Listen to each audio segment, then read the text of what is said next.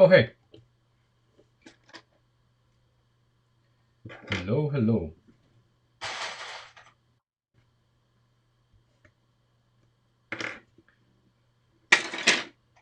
You guys are going to kill me. I swear. So, uh, as you can see, we have a new C pillar.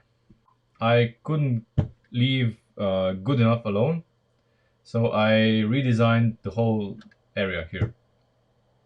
And let me walk you through the changes. Just let's wait a few more minutes till a few more people join. In the meantime, I'm trying to build. I am trying to build basically a hinge for our trunk, which is going to look like I don't know. Mm,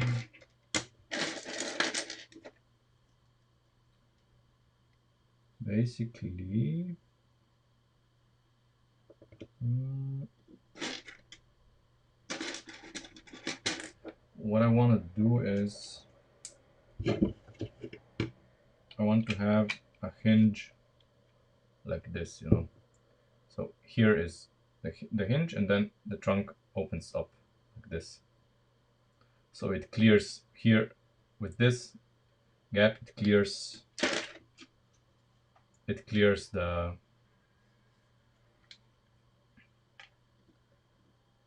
this happens, and it can open big enough.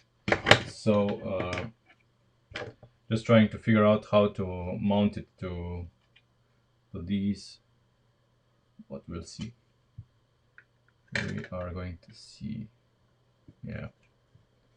Anyway, so let me show you. Let me show you what I've got. So uh, I was looking at charger pictures, and I noticed that really the C pillar really slopes. I mean, it goes inside a lot more than we had it. You can see that the gap here is now much bigger than it was before. Uh, I basically turned it, so I turned it in as much as I could. The limiting factors are the ball joints here and here. Uh, so this guy, even if none of this was here, couldn't turn in more. But uh, once I've done this, the transition here looks better, especially on the other side when the roof is black as well. And the whole thing is now fully structural.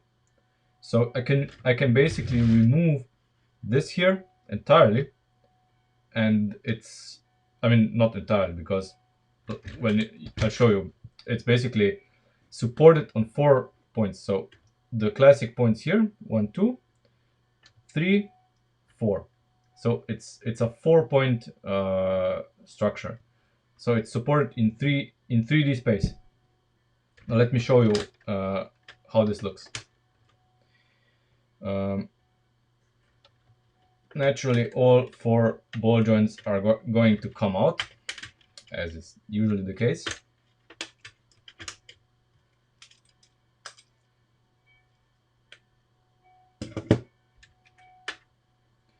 But it doesn't matter.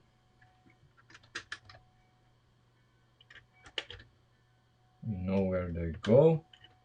Okay, so okay, this is how it's mounted, and then we have 1, 2, 3, and 4. That's the fourth ball joint. The fourth ball joint is here, so on the basically on the C pillar, and the C pillar structure is really, it's nothing special. It's just there to hold the ball joint and support the roof. The weather is it's fine. It's mixed. It's not as hot as it used to be, which is fine. It was really too hot for a while, but yeah. Uh,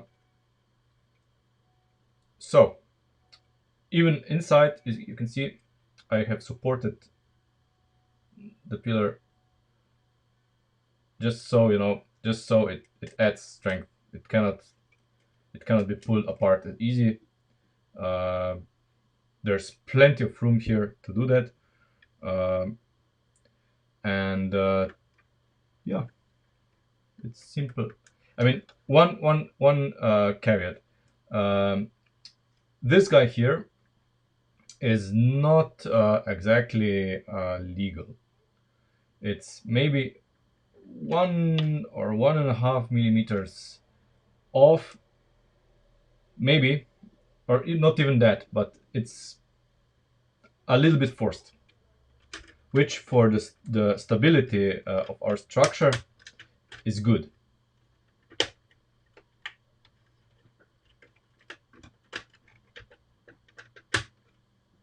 So, and the roof, I mean, this is, you cannot imagine how solid this feels. I mean, this is extremely solid. I don't remember making a structure like this that's that solid with basically that little material. You must understand that now that the inside of the car is, can you see it?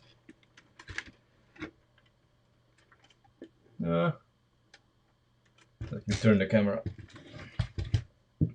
Let me take the camera in my hands and let's go for a ride. Okay, so basically there is all this space in here. All this is empty space, like in the real car. You see? All of this is empty. There's no structure here. All of this is empty. There's a lot of space in the car. Nothing is in the way of a rear bench. Come on, focus here, please.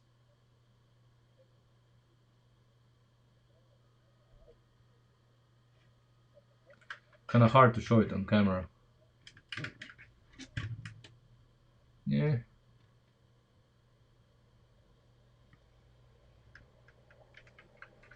But yeah, you get the gist.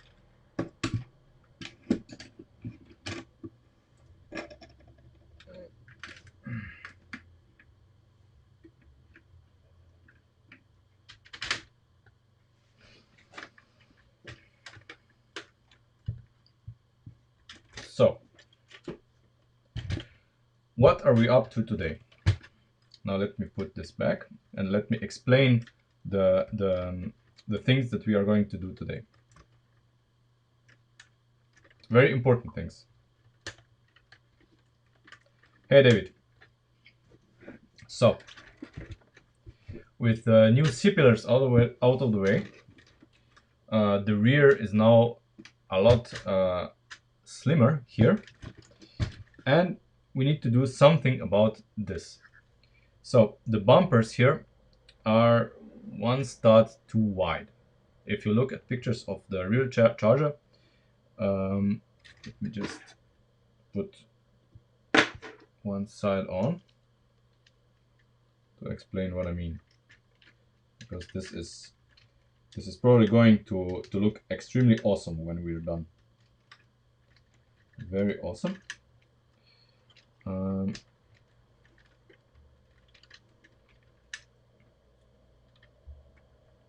Where's that man?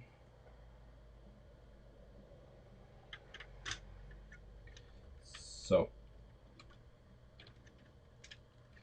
and by the way, this is the exact same panel that we made last time, and you can see now how much room there is here. It's a big hole that we need to fill, but we are going to fill it, but not just now.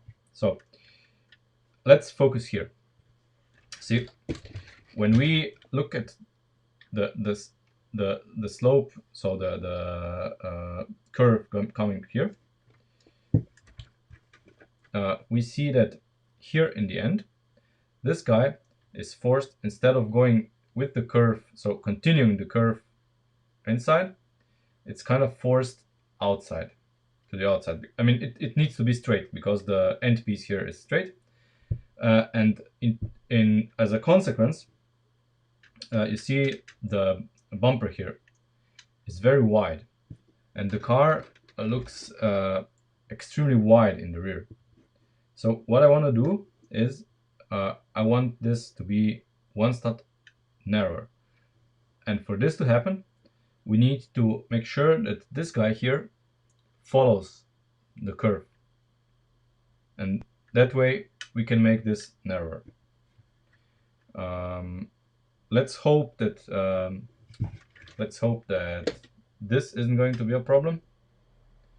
But what I would like to experiment on is, what if I take, let's say, number 3 angle connector, put it here, and see if it's even viable. I mean, maybe we need to leave it like that, but if it's even viable, that we make it follow this curve. So just a little bit, and then we can pull this in by one stud. I think this would change the looks of the rear a lot and make it like narrower. So let's at least try it. I mean, we are not going to do anything destructive here, so nothing major.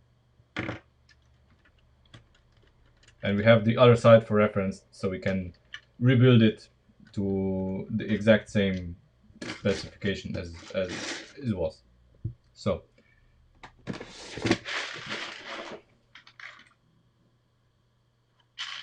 number 3. So the mildest of angles as is possible.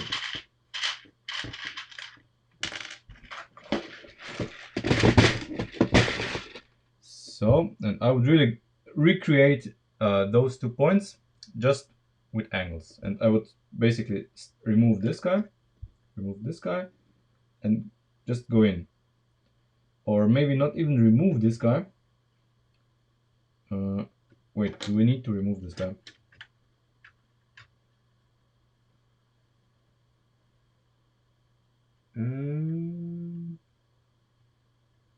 I think we do.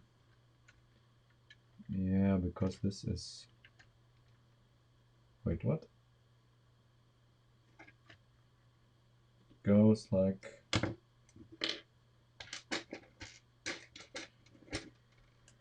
Must be here. The point must be here. Let me check. We don't need to remove this guy. We just need to remove this. This is going to be in the way of our slope. So yeah, no problem here. And we can make this connection here. So basically, to move this inside. Maybe it's not going to be a huge change. So like this.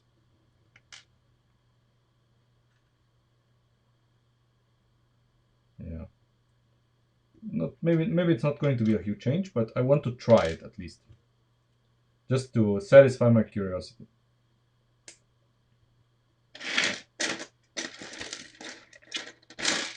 Come on. Okay. This guy.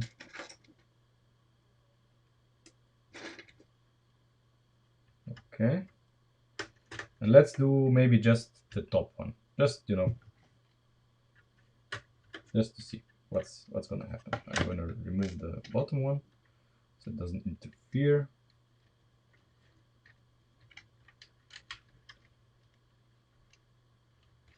Come on.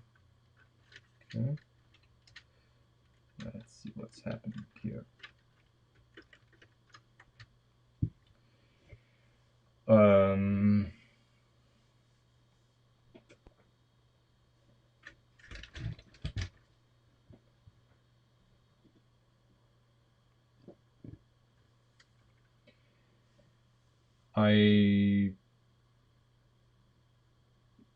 I don't know.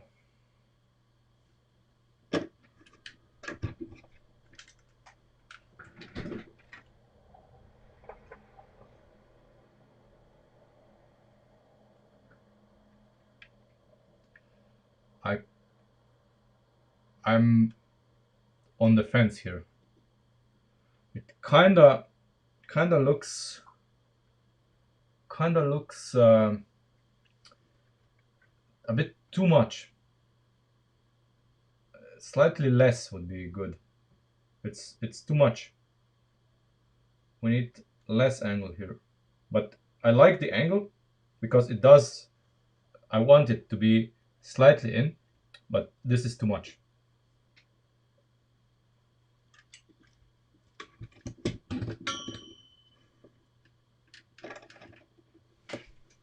Let's see.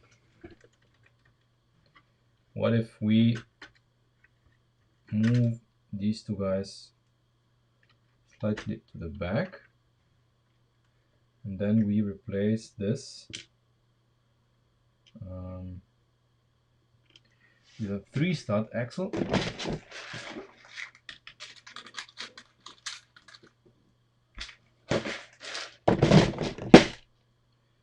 3-stud axle. And this. I'm just fooling around here.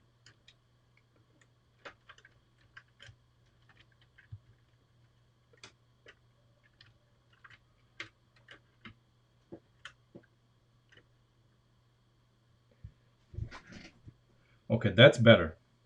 That's much better.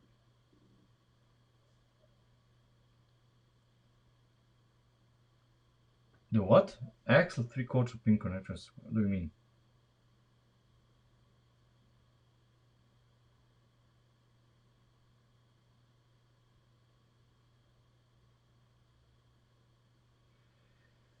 I don't know which part you mean, but do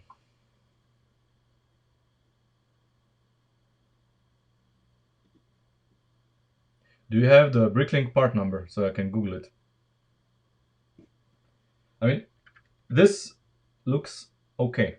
The curvature here now looks okay. It doesn't. This isn't being forced back out. It comes slightly more inward.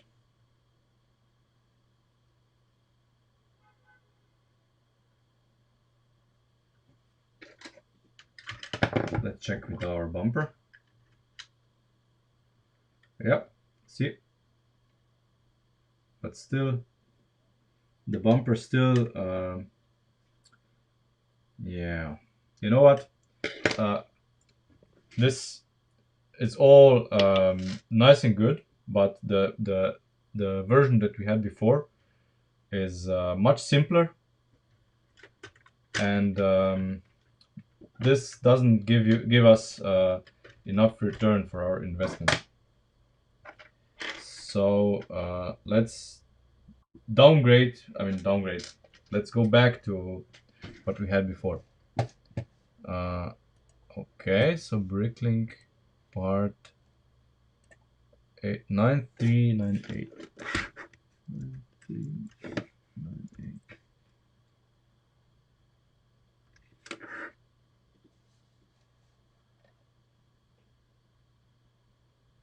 Oh, the windscreen on the Corolla. Okay.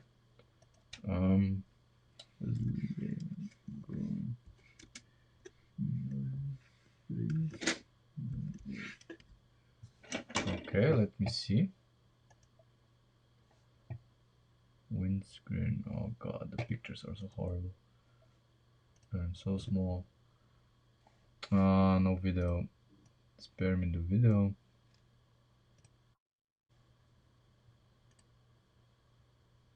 Yeah, I got it. Oh, you mean the movable part? So the one that can be made into basically into a hinge or some sort. I don't like it because it's exactly because of the movable part. Because it moves. I want it static. I want it solid.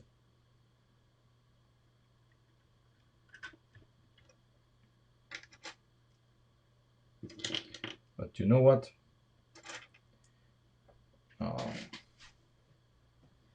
What we had before wasn't so bad. So let's keep it like it was.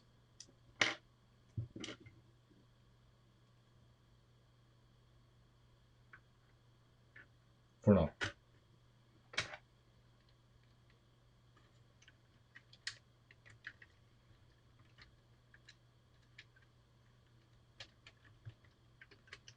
Come on.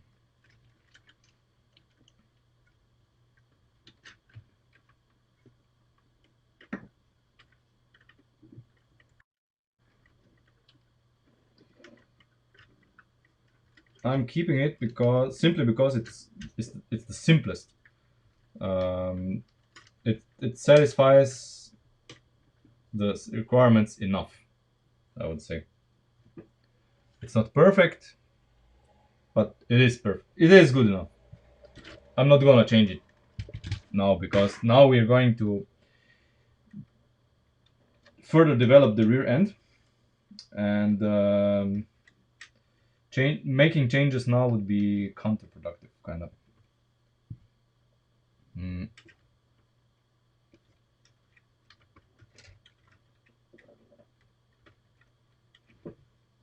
So, come on. I need a part. Don't. Here it is. Okay. This guy. Okay.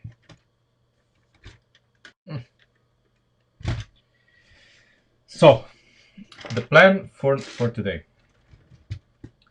I want to make a trunklet and fill in this side so that we have an openable trunklet for which we are going to design the mechanism to keep it open.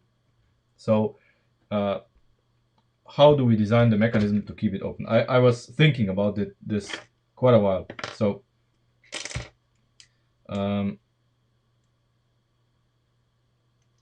yeah, like this. So what, as I explained before, let's let's use this solution here. Let me make a mock-up for you so you know what we're talking about.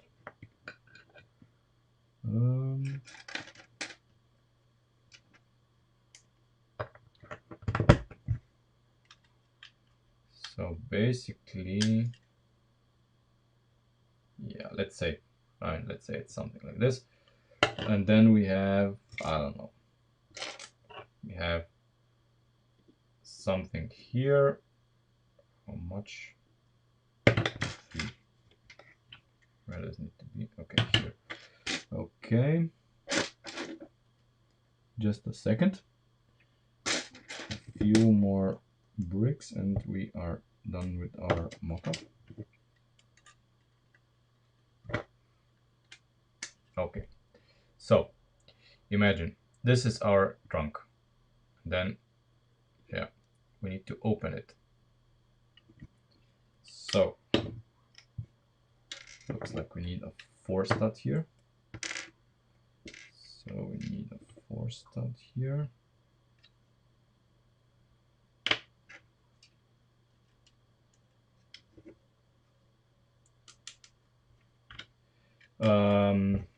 Actually, would you be surprised if I told you it has springs?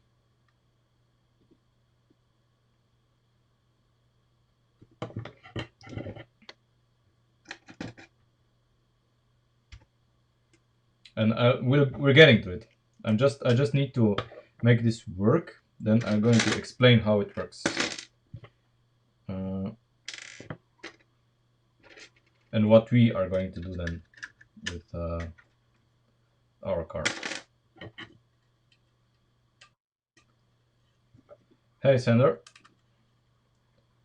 No, here. Okay, yeah, that's how it works. Okay, so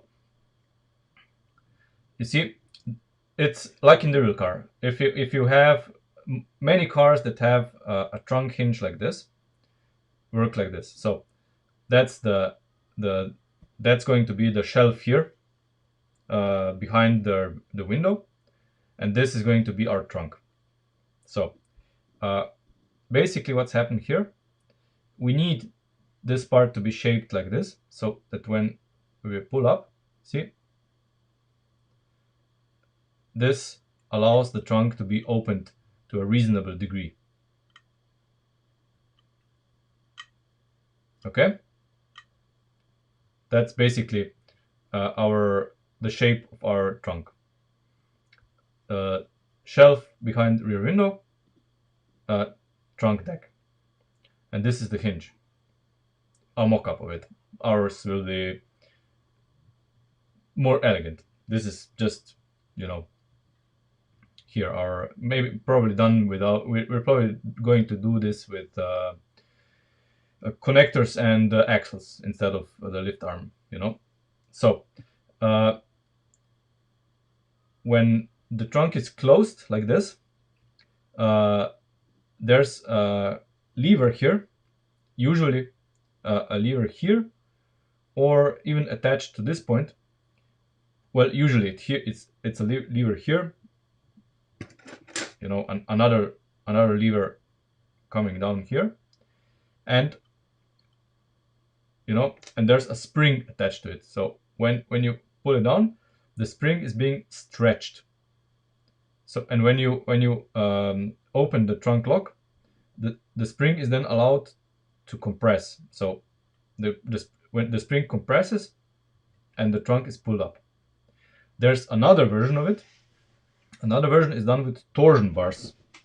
So there's basically two torsion bars. So basically two axles going from one of these to the other side, where it connects to the body, and one from the other side is coming to this side, connecting to the body. And when you close it, basically, since the torsion axles are very long, the torsion of the axles is then providing the spring force for the trunk lid to be kept up. Okay, so first we need to see how big the trunk lid needs to be and how big the shelf here behind the rear window has to be, and then we can make both, take them out, make the hinges so that it works as good as here, or even better, because here, you know, depending on how you open it, they make really slight contact.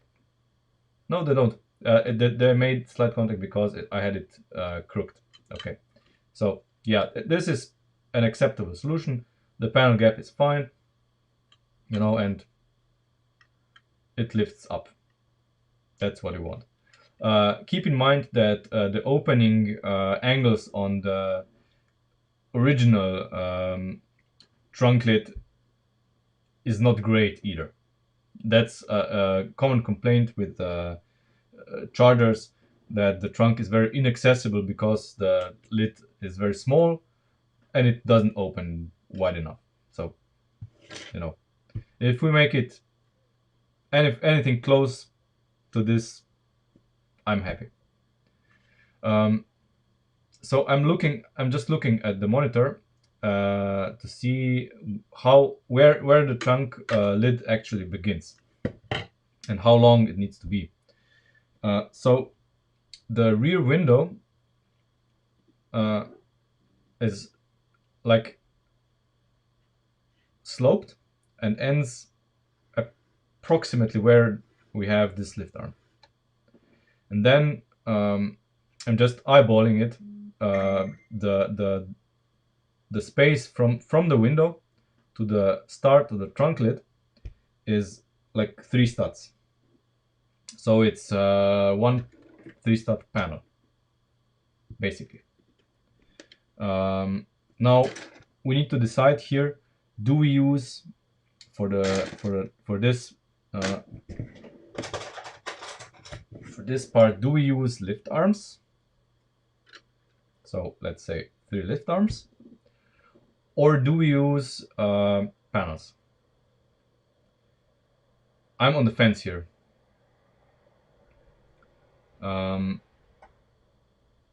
Let me get some panels and let's see how it looks.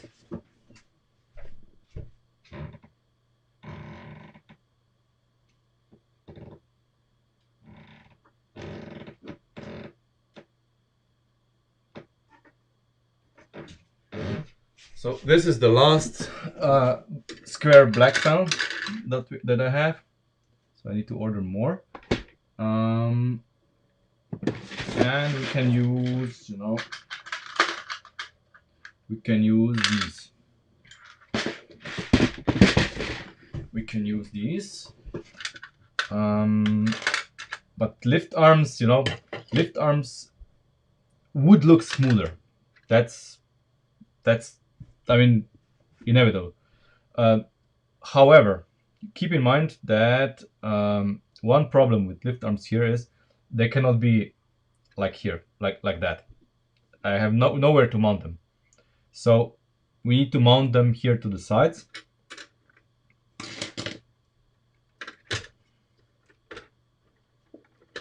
You see, there's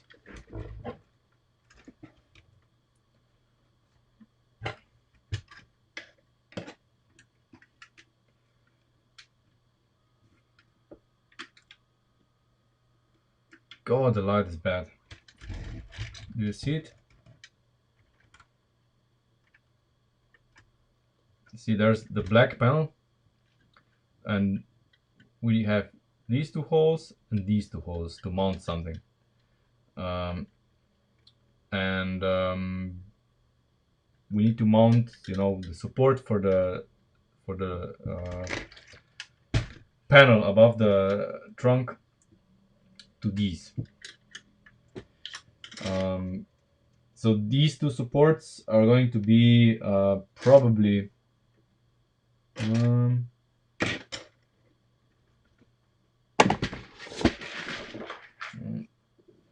yeah, panels are lighter. I agree. That's why I love panels.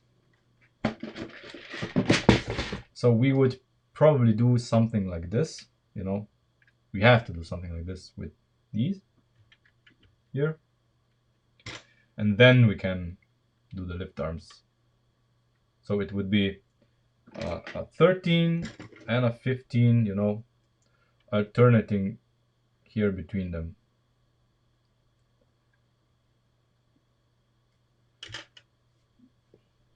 That would be my my take on it. Yeah. So here, I mean, it needs to be 3 studs. So I would basically start the trunk. This would be the last lift arm, and then I would start the trunk lid here. So from here on. I think this is, yeah, this is exactly what we had before. So that's the size of our trunk lid. So the panel behind the rear window ends here, and the trunk starts here, and we have enough room for hinges here. And since we are going to make this removable, at least for now, I'm going to mount this with the blue, with these guys, so I can just pick it up without dealing with the pins. Then it's kind of going to work, I think. One thing that is bothering me is that if we mount them like this, since I want to mount them across across the two holes here, just to to combine the to bind the two panels together so that we don't have separation here, because I experienced this when building, that this panel does get loose, so I want to bind them together. So the problem is that here now we have a hinge. Problem, it's not a problem, I just don't like it, but we're probably gonna have to live with it. So let me get more of the connectors.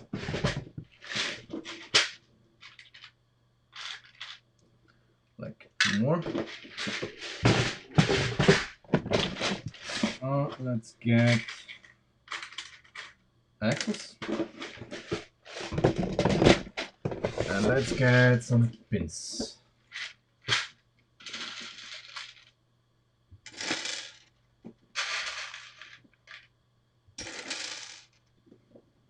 Okay, I think that's all we need for now. Okay. Of course, there's going to be challenges here. One of them will be how to mount this, the hinge point. But let's first build this, and since thanks to our mock-up, we know exactly where the hinge point needs to be. So the geometry is going to be exactly like here. That's our geometry. So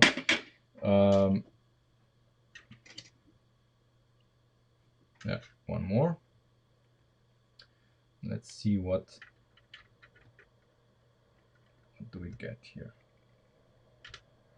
Come on, I know. Yeah, okay. So there no illegal technique. That's perfectly fine here. Okay. Is that, if I read Cyrillic right, is that's Dennis, right? Dennis, we do not understand Russian or Cyrillic. So please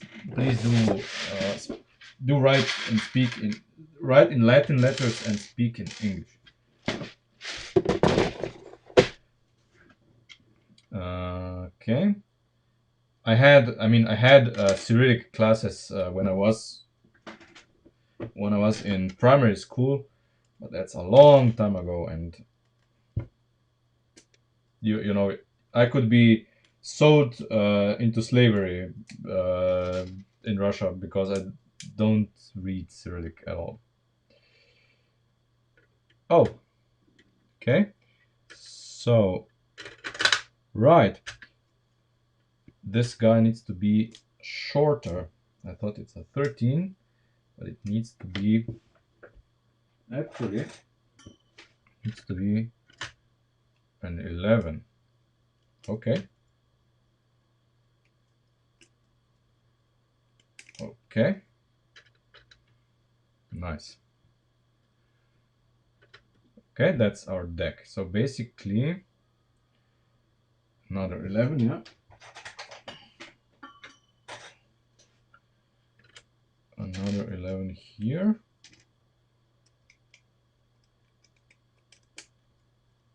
Okay. And now I see that basically we don't need to remove this. And I will change the pins to black ones because the blue ones just bother me.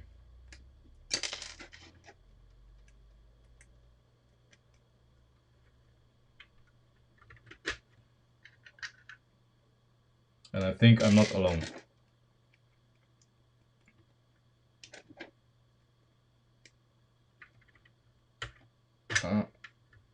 I mean, I do know a Russian Lego builder, but I think he lives in the US.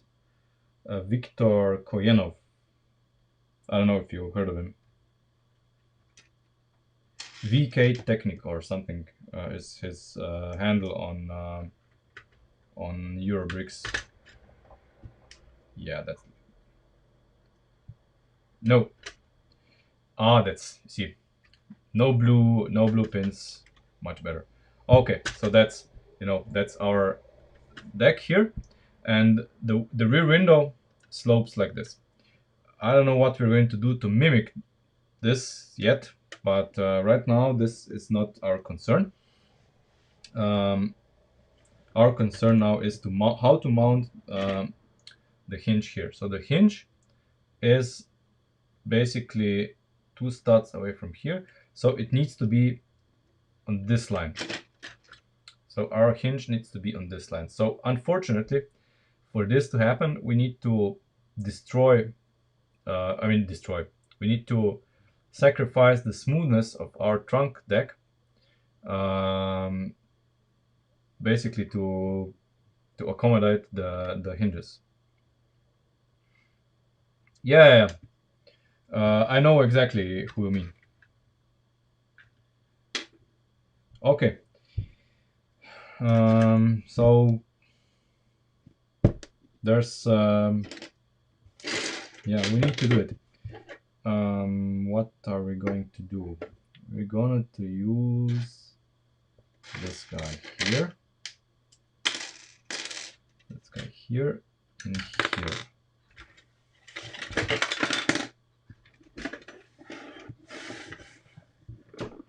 Oh, come on.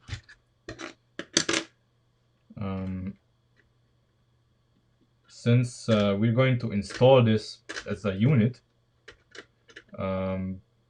we can be fine with being the hinges being basically on the side, being the hinges would be squeezed here. Can they be? No, they can't, because if we if we put this guy on together with the connectors, then it's fine. But if we put this guy in first, put the axles through, and put the connectors in, and then we cannot have the hinge like this. Then the connectors need to be here. Yeah, but then we oh god.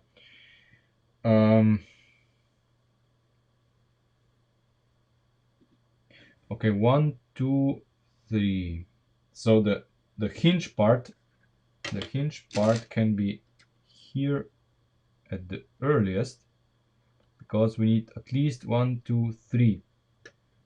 3 studs, 3 stud lift arm here. In order, so a 3 stud lift arm like that, and then the connector, and then we can have the hinge part, if you follow me.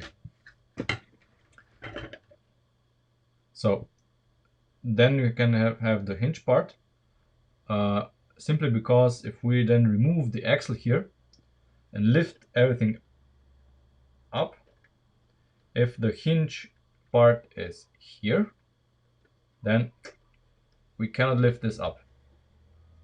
So we can have it here at the earliest. And is that fine? I'm wondering, is that fine?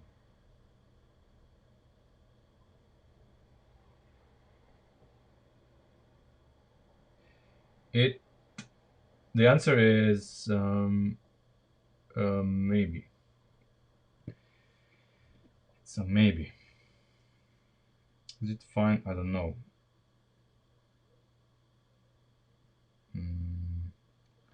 For certain. Okay. Let's do something else first, because I just realized. Okay, so we have this mechanism here.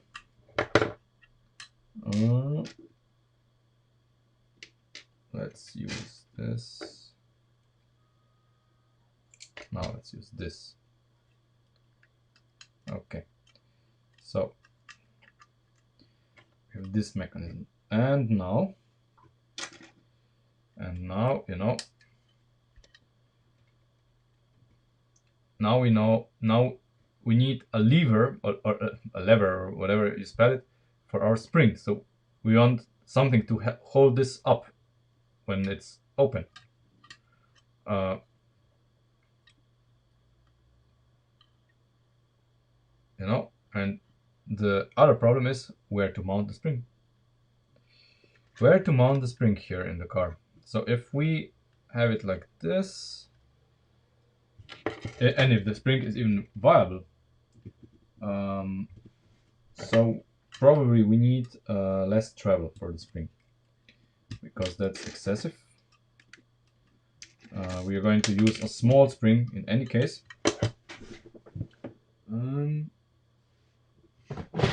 Because we don't have room for a big one. Now I'm just gonna use this one, but maybe we are going to require the yellow, the hard ones. Okay, so let's see what happens here. Let's see.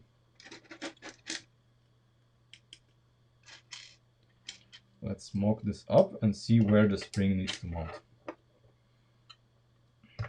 I'm gonna mount it here. Ah, vice versa.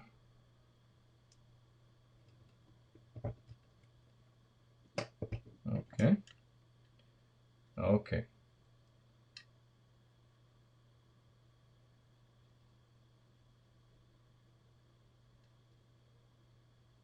So that's how long it is. So exactly here in the middle. See?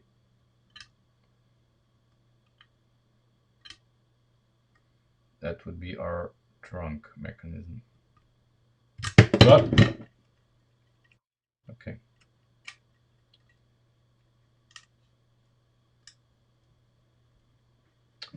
Yeah, but you know, torsion bars, I don't know.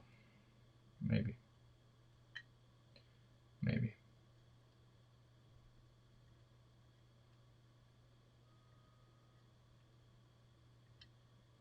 Needs to, you know, my problem is that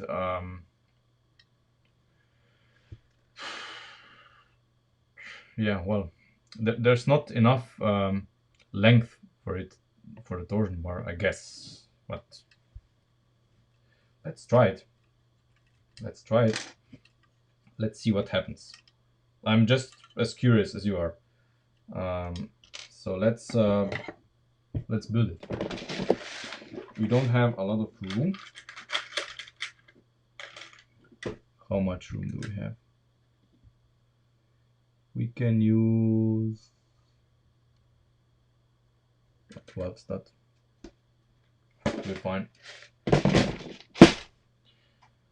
12 stud.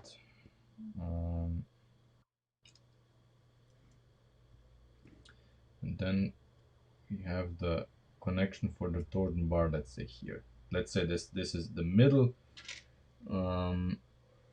How do we mount it?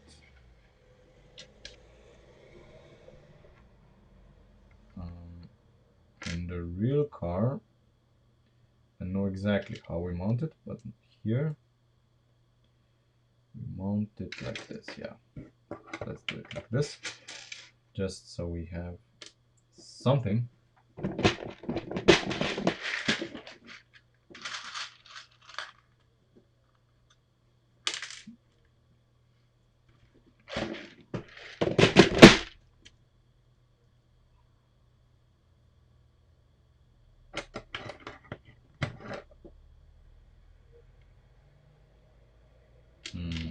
What was I thinking? Not much.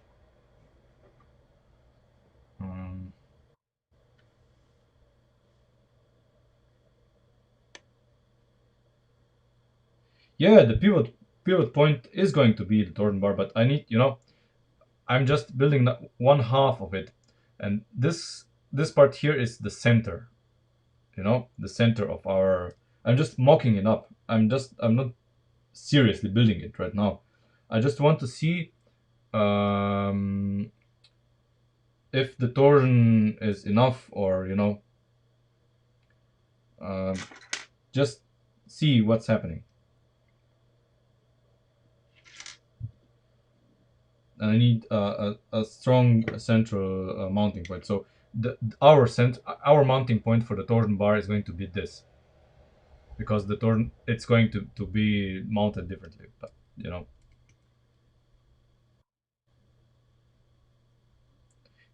that's exactly why I'm doing this. I'm afraid that it's going to be too stiff. And I don't want it to be too stiff. That's the whole reason I'm doing this right now. I want to check if this is viable. Just need some way to lock this, you know, so that it doesn't move, and the torsion, we can actually use the torsion.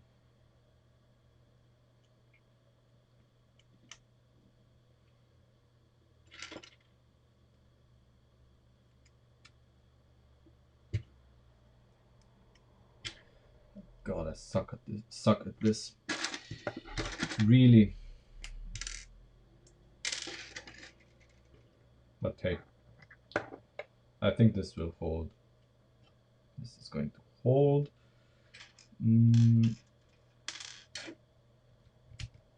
Okay. Another one.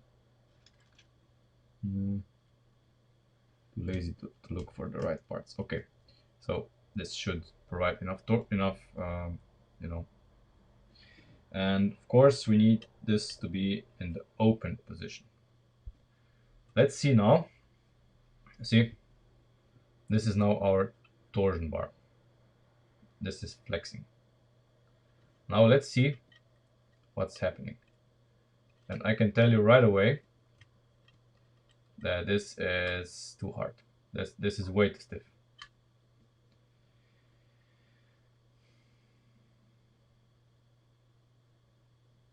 We are way beyond destructive parts use here. We are not modifying parts, but we are using the parts to their fullest potential. But to be honest with you, I would prefer the spring-loaded trunk here.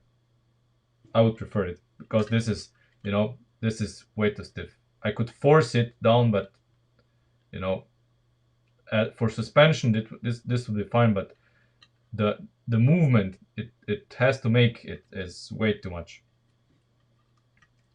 In a real car, you know, that's different because the dimensions are different. The torsion bars are actually very thin, and they are allowed to twist a lot, and that it works in the car.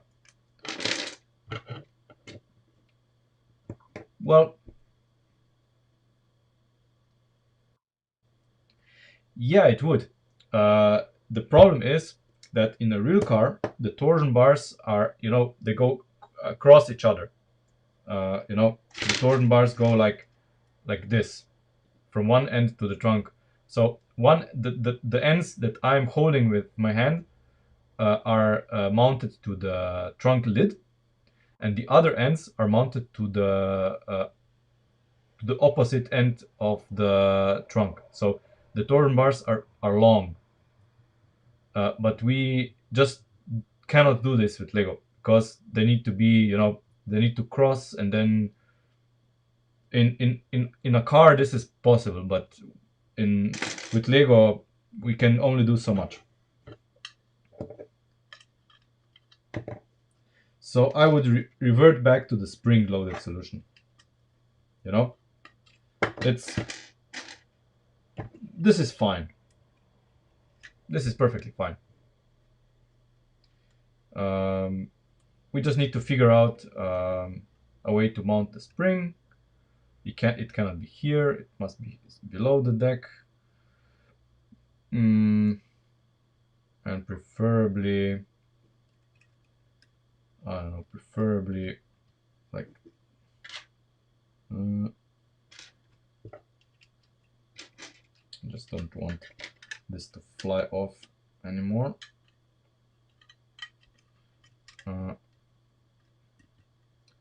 No, the pneumatic cylinder doesn't provide any springiness, so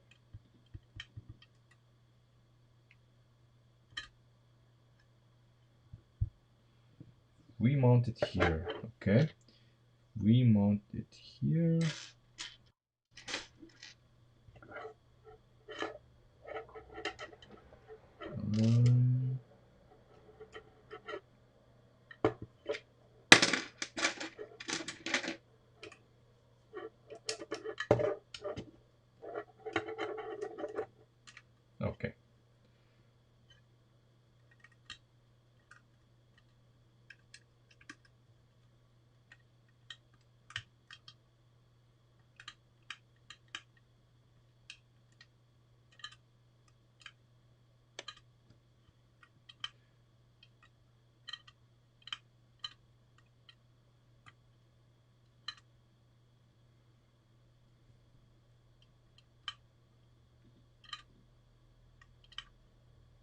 This is fine, if you ask me.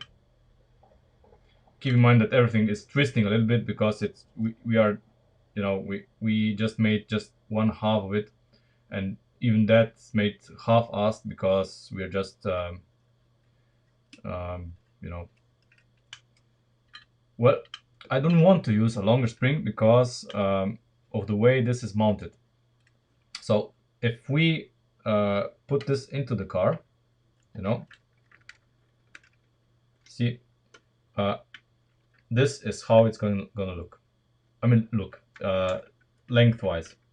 So the spring here is just basically at the rear end of the rear bench. So where the spring ends, the rear bench begins. That's why I don't want to move to have a longer spring here.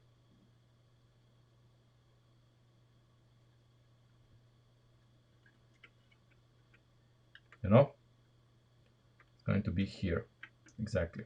That's the uh, dimension of it. So the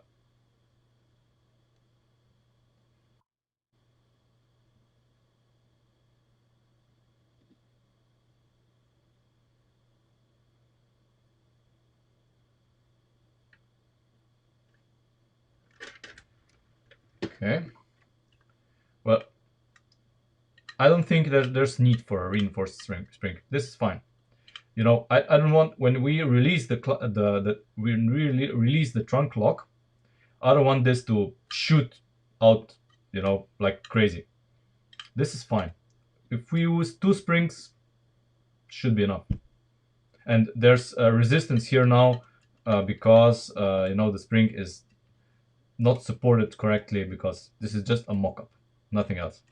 It's just a mock-up. It's not symmetrical. It has only one hinge, not the other one, which will stabilize the thing even further. But yeah, part ID. Okay, let's see what's that. 32138. What is this? 32138.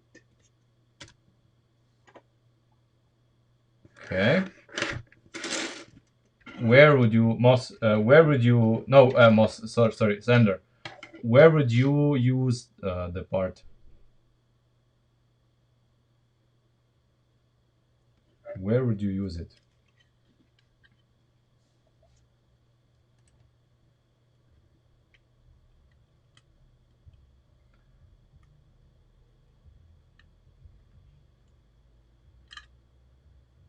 This is fine, if you ask me.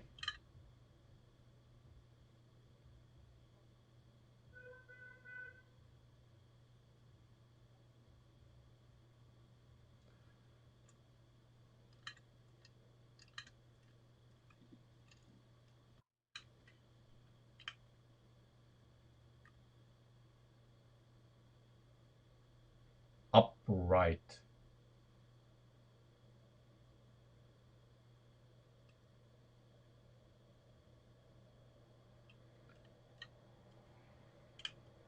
You mean so it's I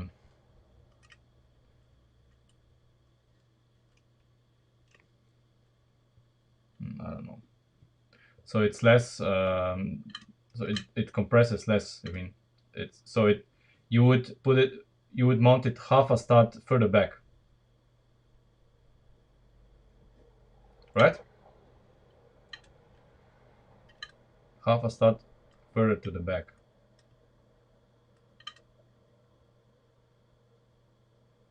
Yeah, but then it's not gonna open the trunk. I don't need a half a stud offset, to be honest. This is fine. This is fine.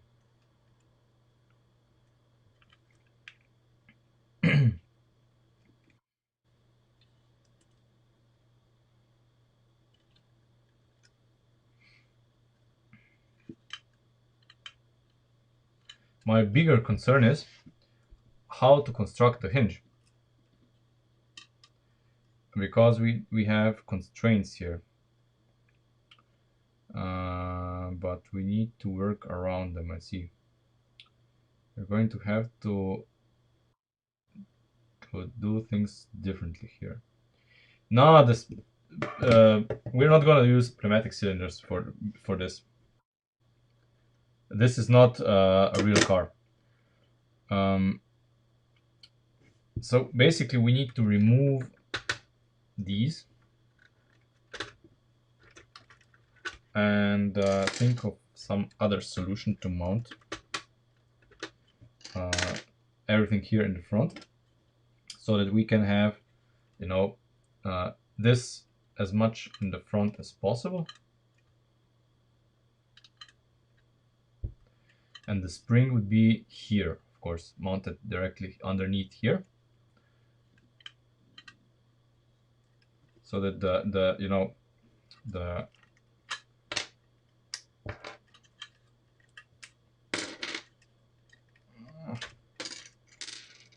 our mount would basically be like here, you know. Here would be the first hinge, as close to the side of the inner fender as possible, like that. And it would be here, yeah, exactly here.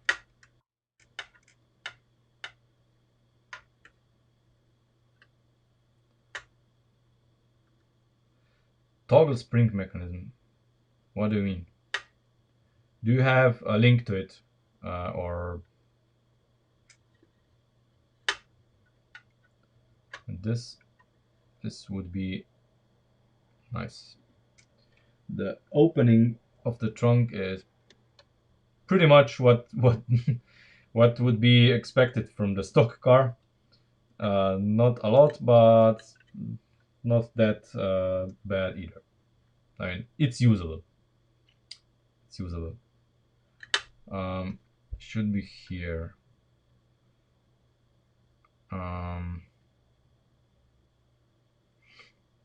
Let's think about how to mount it. How do we mount this? In the end, we might. No, we might not. It's too long. Ah, that means return to center spring. I think I even have one. Let me see.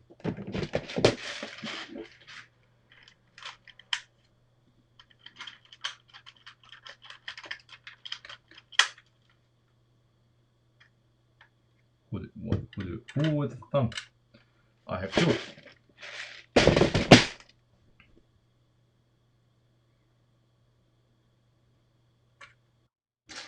How good is it? Is this? I've never used this. I ordered them, but I never used them. Let's see. So our trunk is, oh god. Yeah, we could use them, but you see the problem is that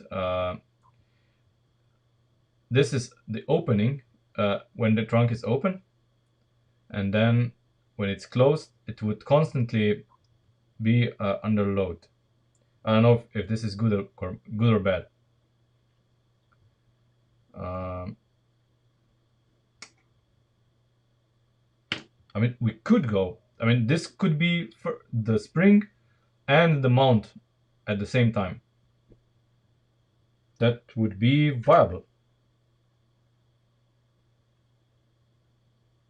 That would be perfectly viable. Let's put it into our mockup.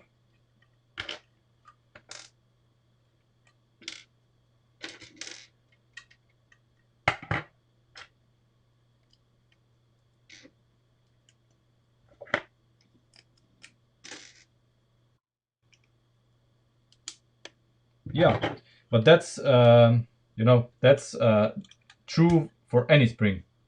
Any spring that we use here is going to be under constant load, but I can feel that it's not much. See? It's fine. It's perfectly fine.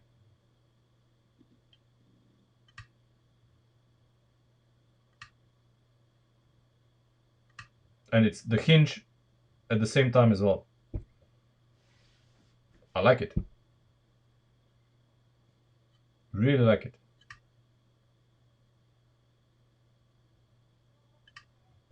Whoever thought about this idea, by the way, how expensive is this part? I have no idea. Is this very expensive, or is it a cheap part? Because these look to be these used to be that they are still in uh, normal gray. It's not. Yeah, I'm asking if it's a rare and expensive part. If it's a rare and expensive part, we are not gonna use it because if the design of the car depends on rare and expensive parts, this means that people are not gonna be able to replicate this, and I don't want to use that. It is a good solution, but if it's a rare and expensive part, no. Then we're gonna find another solution.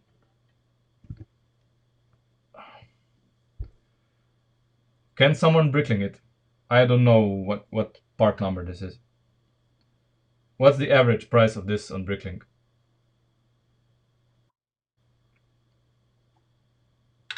Okay, looking it up. Is this wait a minute.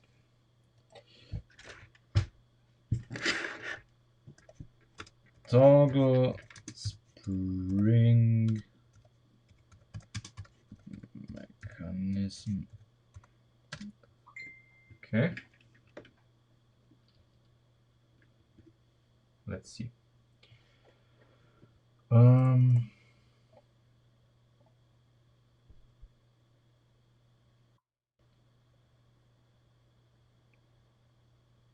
Mm, mm, mm, mm, mm.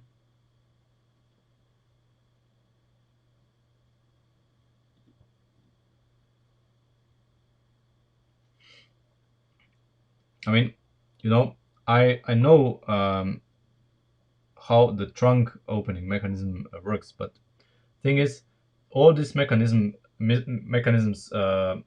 depend on you stretching a spring. We can only compress springs. That's the thing.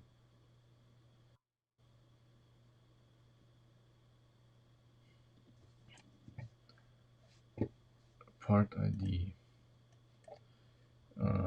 Let's see. X928CX1.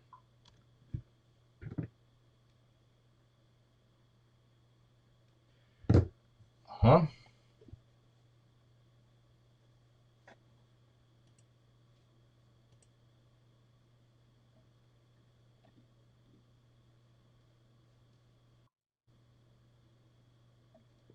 It's cheap as fuck. It's like 0.375 euros. It's not even a euro. It's cheap. So yeah, we're using it. Fuck it.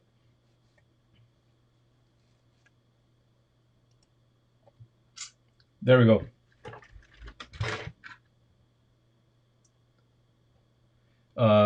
Right. I looked at the mechanisms. I don't know what to say. I mean, look, toggle spring mechanisms. I don't know how to recreate this here and how it would benefit us. To be honest, I don't know. It's not what we are looking for the trunk mechanism. I'm sure the toggle spring mechanism is useful for a few things. Probably useful for door locks and stuff like that, but not for the opening mechanism. However, said that, when we go to the trunk opening, or trunk latch, so when we try to lock the trunk, we may return to it. Not sure how we're going to do this with Lego, but you know, we are going to use in the trunk lock mechanism, we are going to use a spring.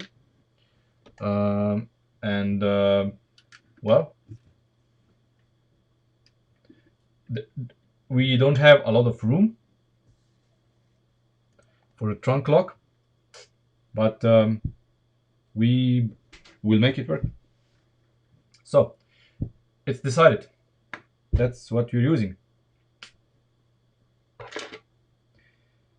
Now we just need to find a way to mount it. So no, the door locks are as simple as possible. These are, I don't know. I mean, sure. We could use, this part everywhere now. Now that we know that it exists, we could use it here and get away with the spring. But still, I would prefer to make the mechanisms out of parts if possible and viable. I'm happy with the door lock because one thing that you need, the latch, this latch, and keep in mind I have only two. I have just these two, so these two will have to do. The door latches are fine. I'm perfectly happy with them. They're as simple as possible. These are going to be good for keeping the trunk open. I'm pretty sure of that. But the trunk latching mechanism is a different story. Here we are going to use, I don't know, something. I don't want the mechanism to be too big to intrude into our trunk. So we're probably going to do a much different mechanism that in the door. We're probably going to replicate the mechanism I have in the Mustang for the latch, for the hood.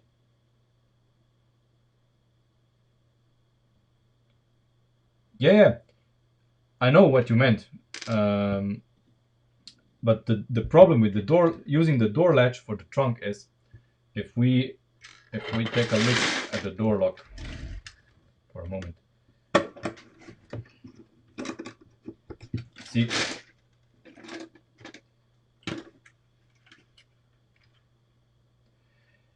imagine, see, so this is the lock itself, okay? But now we have all of this.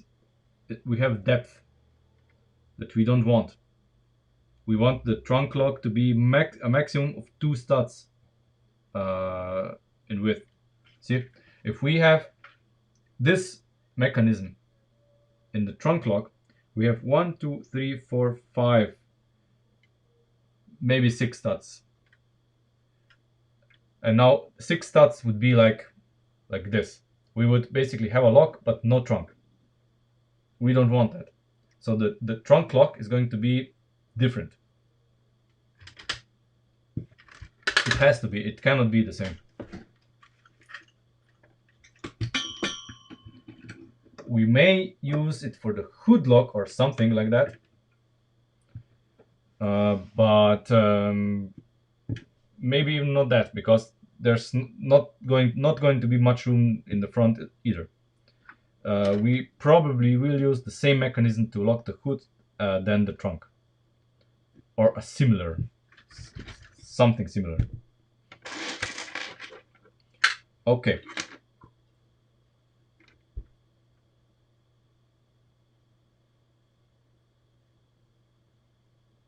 Okay. Yeah. Could be. Yeah, the like.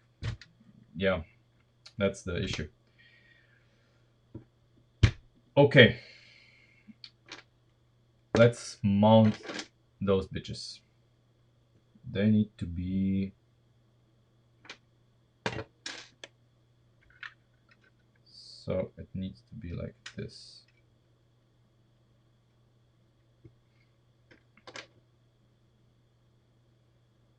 This plane.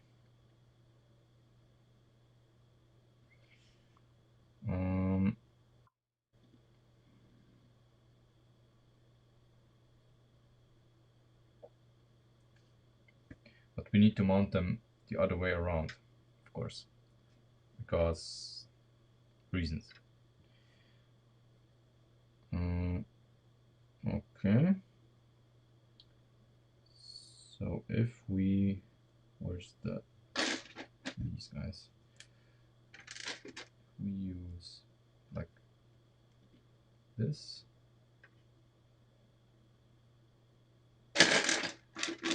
And this.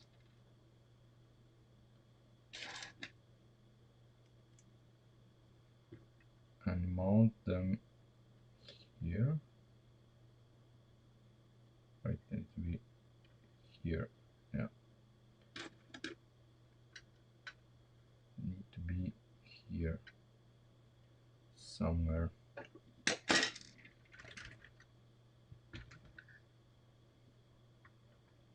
to be mounted here, but you know, imagine them being mounted down here.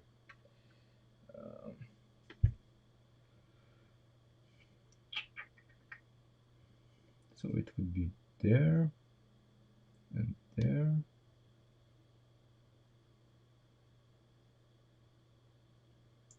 But then we would have lateral movement.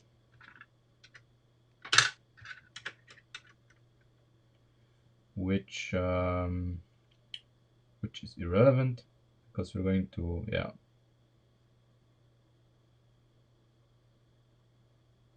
Okay. Okay. Okay. No problem. No problem. No problem. So, but before we do that, since I do not want to take this apart multiple times, we need to see what kind of thing we are going to use here. I would like to use something more elegant, like, you know, made out of these guys.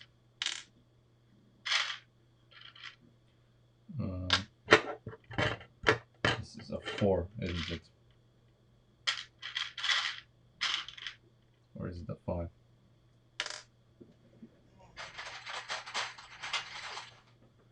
Is it a 4 or a 5?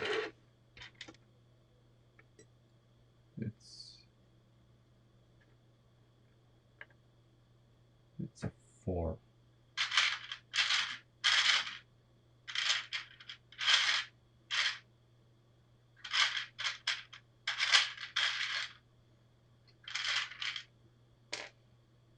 It's a 4. So these.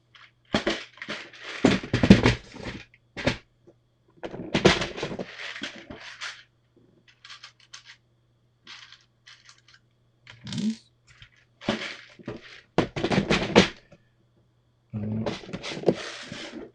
More axles.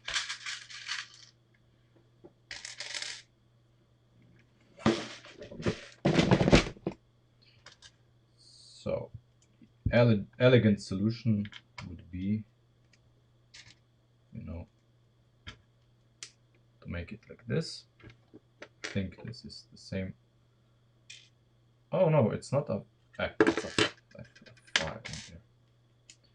Stupid me. Oh, it's. Oh, okay. That's the game here. So this is neither a 4 or 5. What the? But it's not a 3 either. So this is not a 4, nor a 5, nor a 3. What the? What am I missing here? how does this work? Lego geometry. Not a 4, not a 5.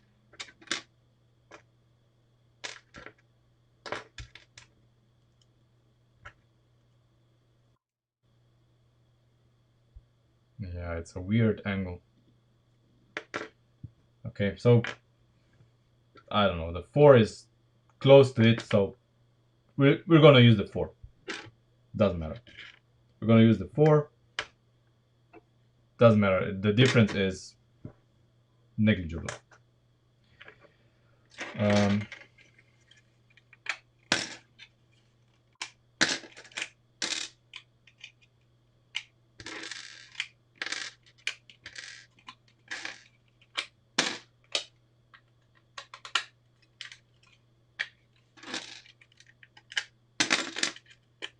Okay, so let's explore the width of this so that we know where to attach everything.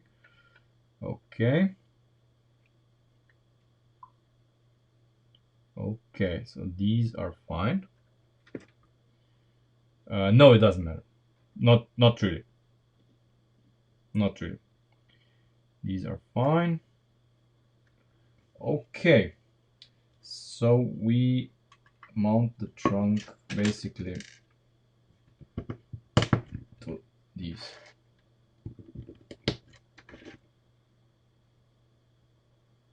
Another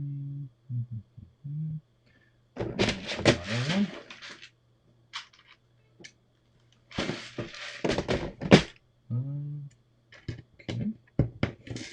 And now we need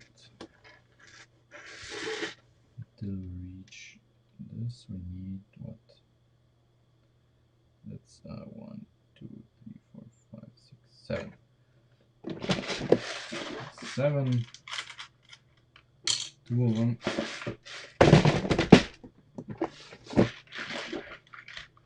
And 2 of these.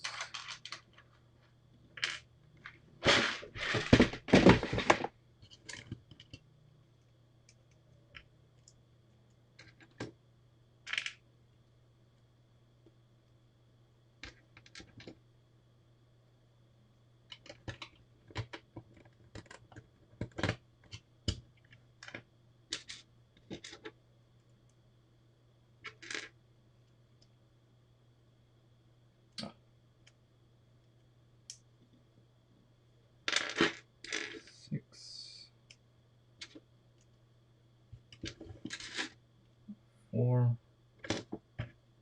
7.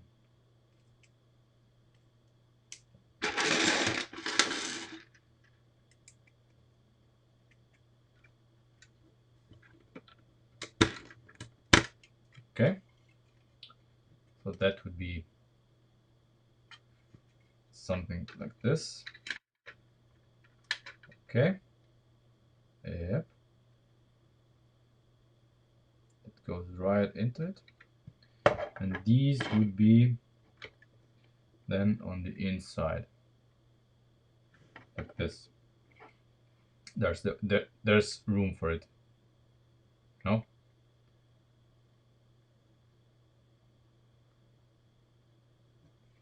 That's what I wanted to see. Now we're going to mount them. And then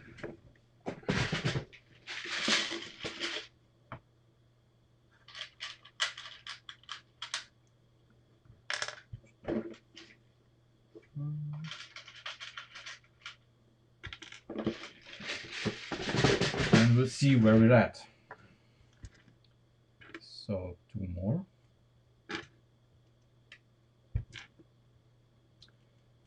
Hey Thibaut. Sup?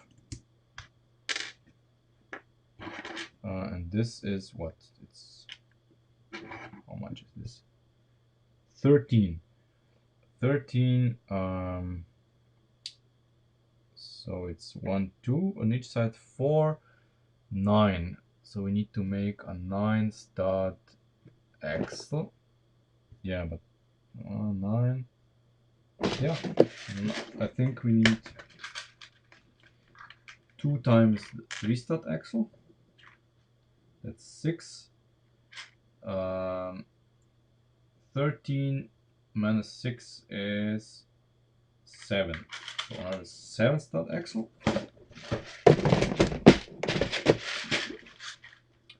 And we're gonna take these. So, like this, and we go in here.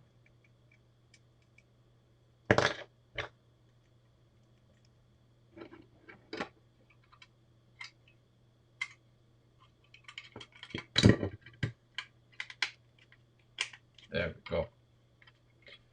That would be then our mechanism.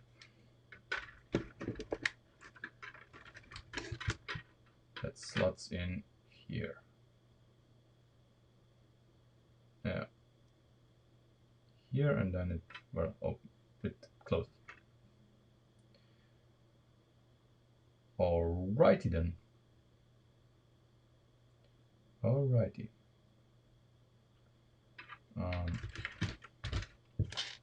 So what's happening here is we are going to have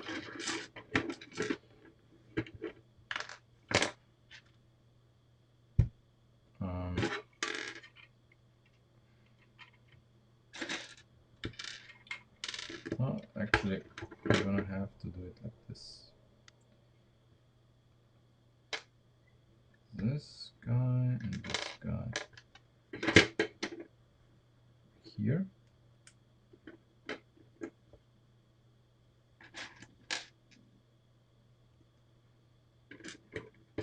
Okay. Yeah, you know, YouTube being YouTube, nothing new.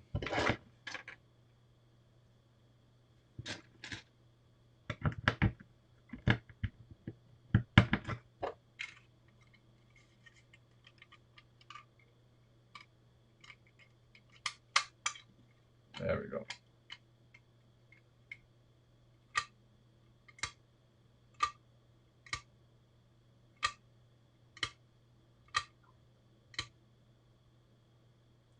Yep, my username is the same everywhere. If you want to stalk me or find me, just find Nichasna and that's it. Okay.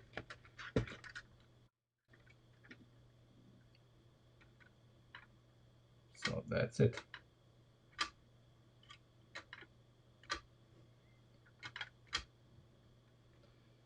Our trunk is opening.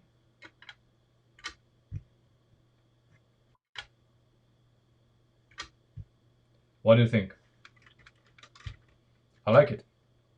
I mean, it would be closed in most of the time, and then, you know, it opens. Basically, we unlock the latch and then it pops open. And it's actually quite a sizable trunk, I must admit. Not too bad. Not too bad.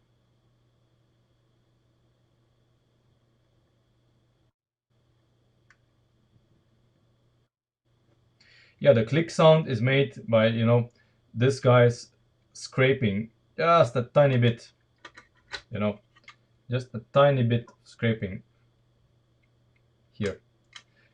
If we had, you know, if the 4 was the size of this, then it wouldn't be, there would be no scraping, but you know, I'm fine with that. No harm done. So the beauty of this is also you can remove the trunk like this. So the trunk lid, because it's on axles, you can put it away for now, and we can focus on mounting this to the chassis. Now, well, how do we do that? Easy peasy. 4, 3. How much do we have here? So there's a 7 in between.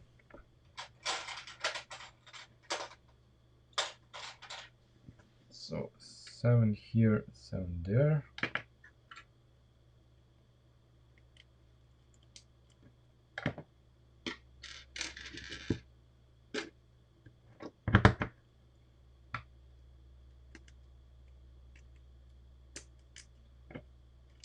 That.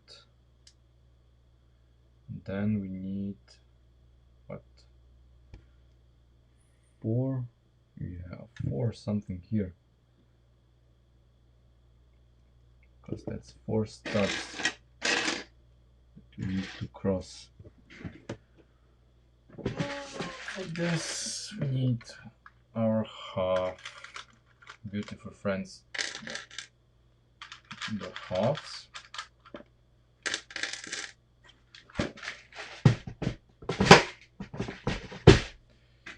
Okay, and we need how many of them?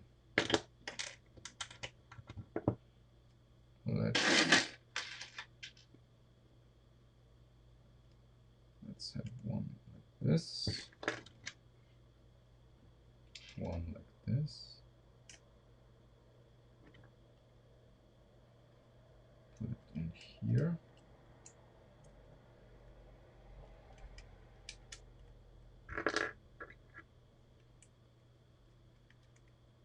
Okay. And this comes in here.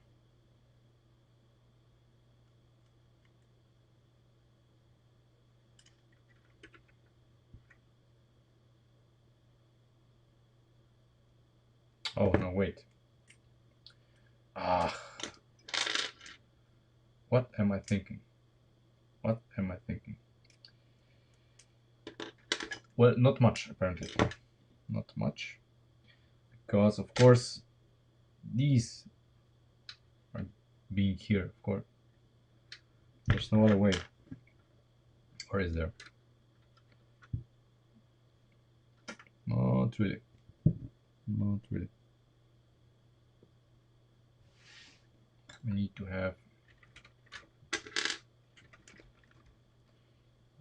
have them like this. And then everything lifts up the entire lid.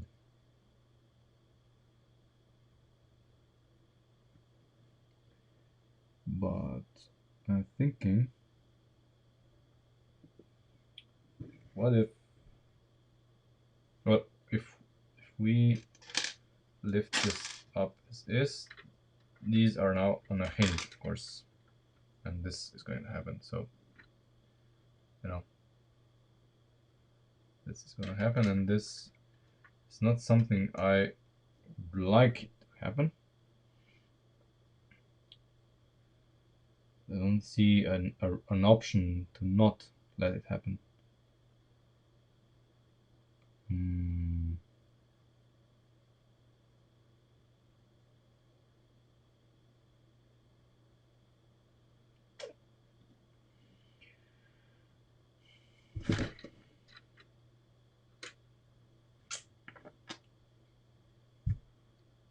Yeah, well, it has to be like this. There's no other way.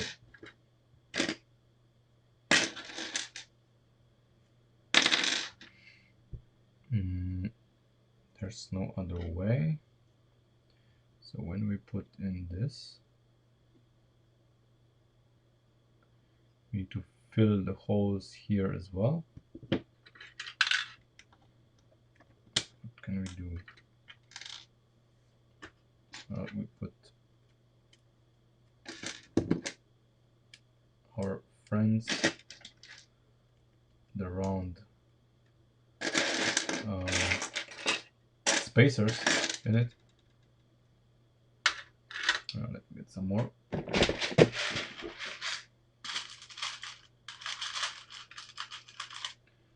after we're done, we take a step back and admire what we've done. Or not. Maybe we are going to have to change a few things. Maybe it's gonna look like crap. Or maybe it's gonna look good. I don't know. Okay.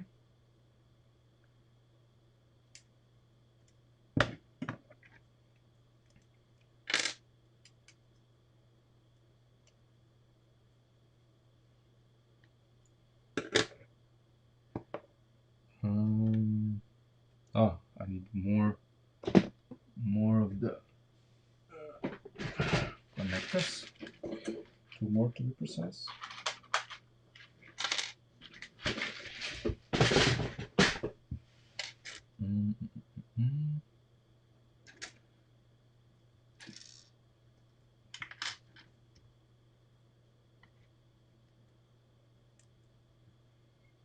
So these two come in here.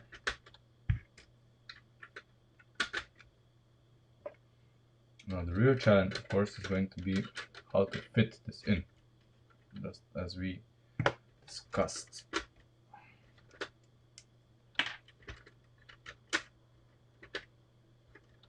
It's gonna be a real nightmare taking out in and out, but not much I can do.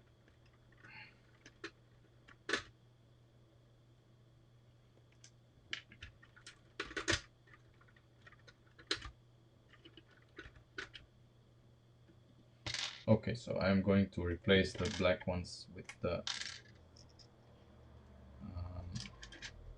these for now, because I have a slight feeling that we're gonna have to take this out a few times, and it's gonna be a real mood killer if we have to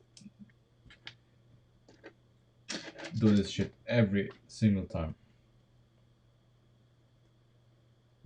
So okay, it's going in here.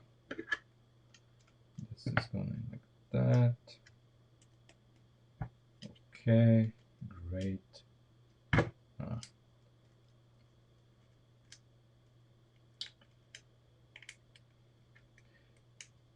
There we go. There we go. Now we insert 2 black bars on each side to reinforce it.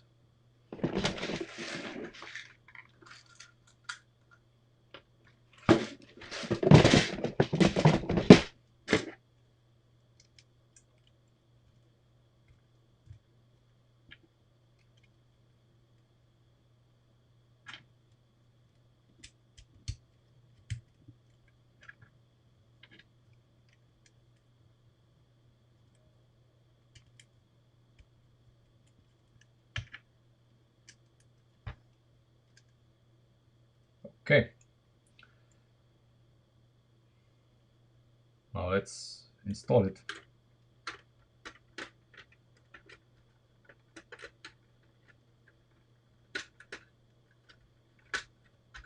There we go. Imagine those being black, of course, instead of blue.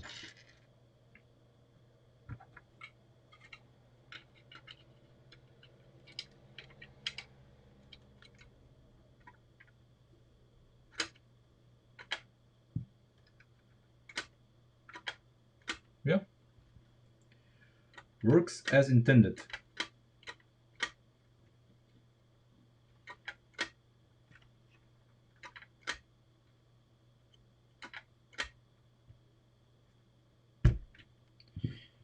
Not much more that I can say about it, other than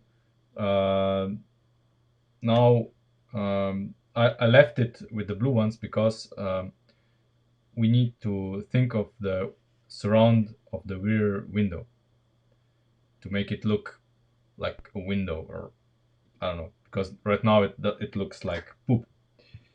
Doesn't look really like a window.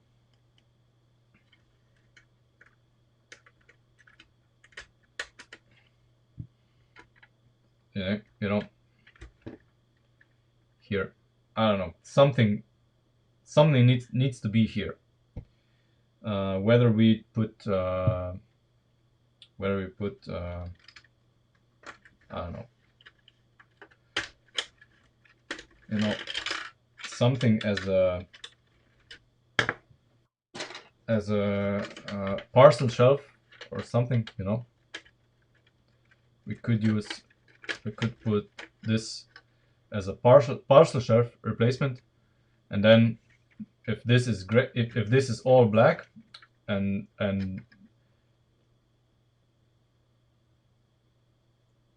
which parts? Wait a minute. Let me open Telegram.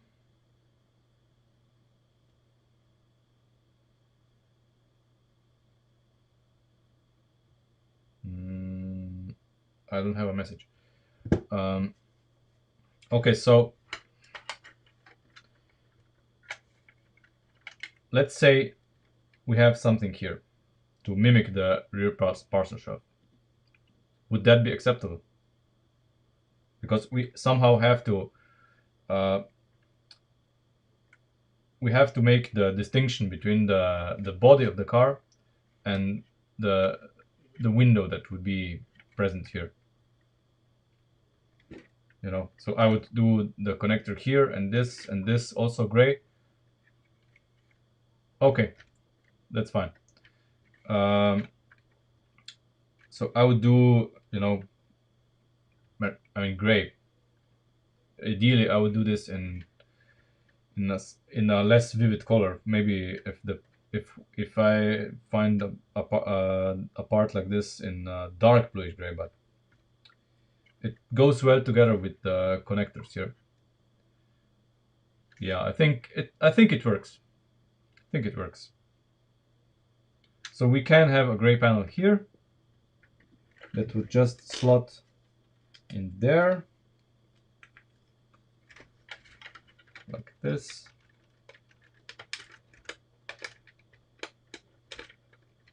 Come on, there we go. And that's perfect.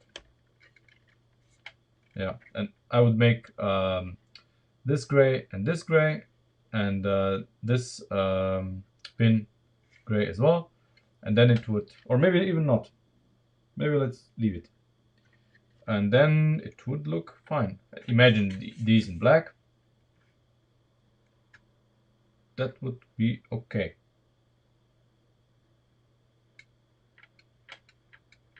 Yeah.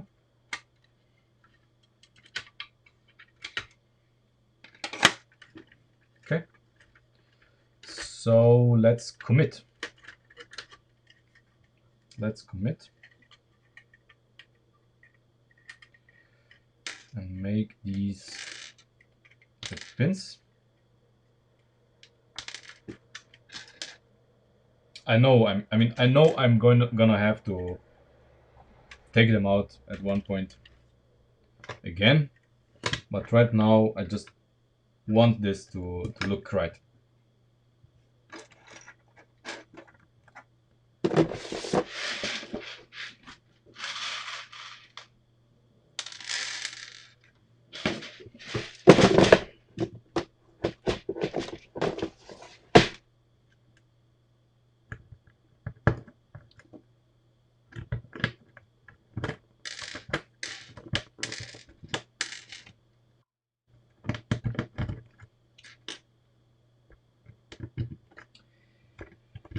To be honest, I would like the interior to be red. Black Charger with red interior kinda looks damn good. And it makes for a good contrast. I don't like tan interiors. Sorry. Not a fan. Oh, stupid me. different direction.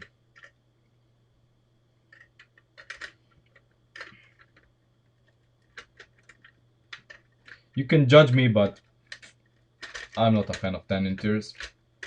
They get dirty quick.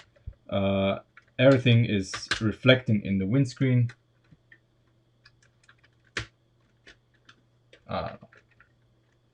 There we go. This is now nice and firm. Yeah. So, perfect. Well,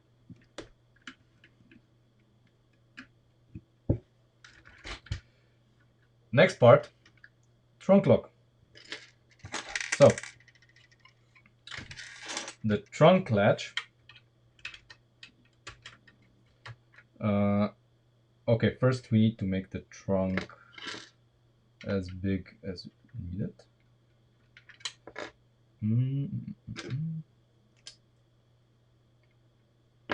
So we need 13, I think. Let's see if this works.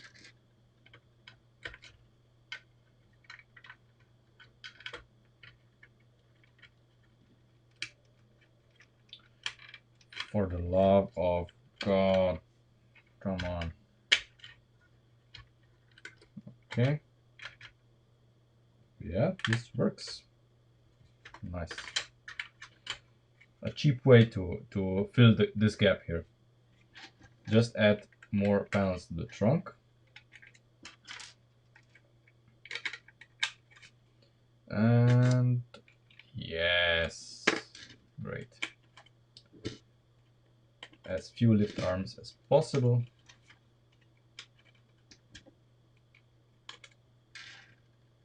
But as many as needed. Okay. There we go. Our trunk lid. It's perfect.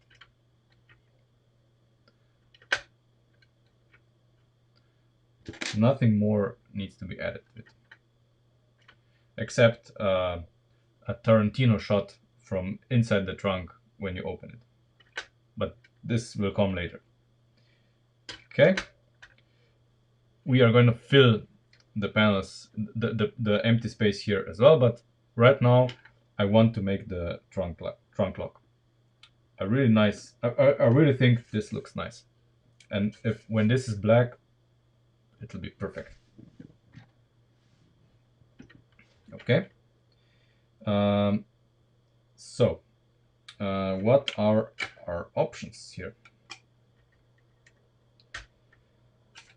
Obviously, we're going to install something here, some sort of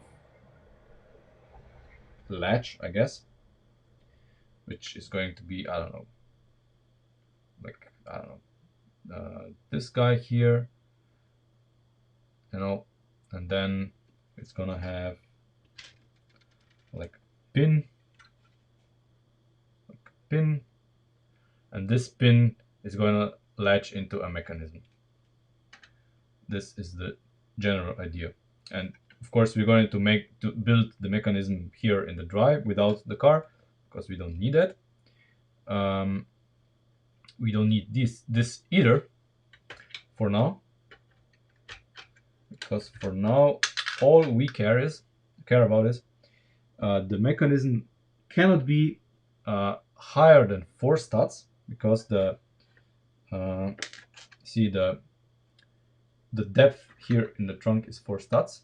This is a 5 stud lift arm, so it's 4 studs depth, and we want it to be as narrow as possible. So our job is to make a trunk lock mechanism that's as narrow as possible, 2 studs maximum. So then that when we open the trunk, we don't have the trunk lock mechanism here. We want it here.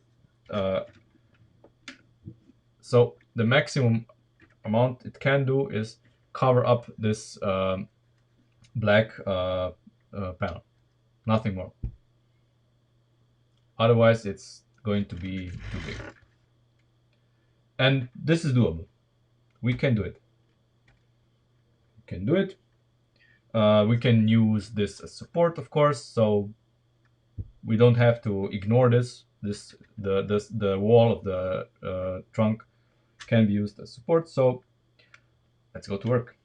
Let's put this car to the side for the moment.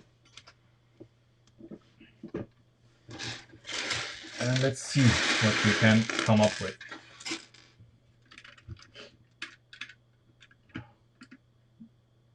I need to, oh god damn it. I need to buy a new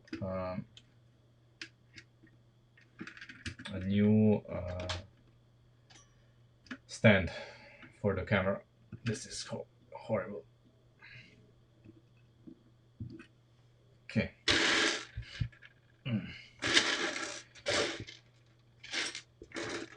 Okay, what kind of lock can we realistically build? There's two types.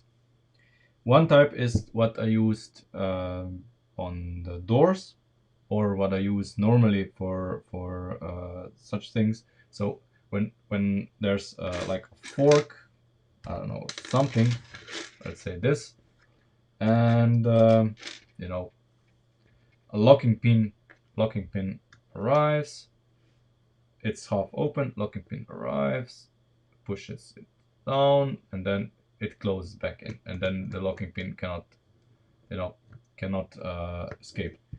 That's one point. But the other one is, which we are more likely to use here, sliding one. I have a sliding mechanism on the Mustang, and I'm just gonna bring the Mustang in to show you what we've got here.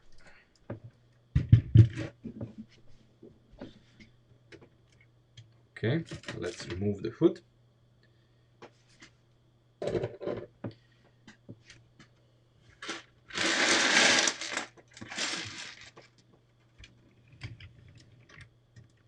Okay, now we're going to make the mechanism better, of course. This is just, you know,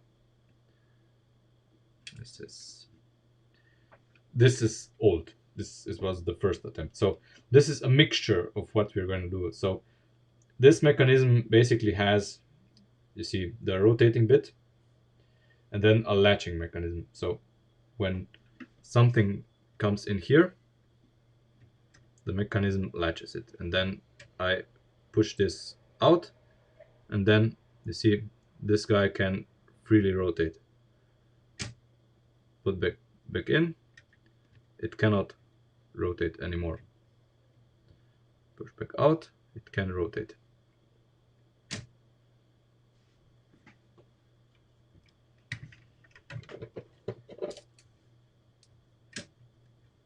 And of course, yeah, that's why I hate rubber bands. They are really horrible. Almost destroyed the hood. The gripping power of ancient Lego bricks is not very good. And those bricks are ancient, like really old.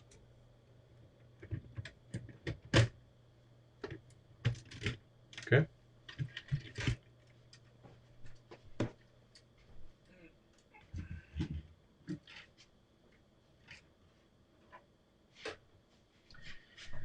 Okay. Having said that, let's see about our latching mechanism.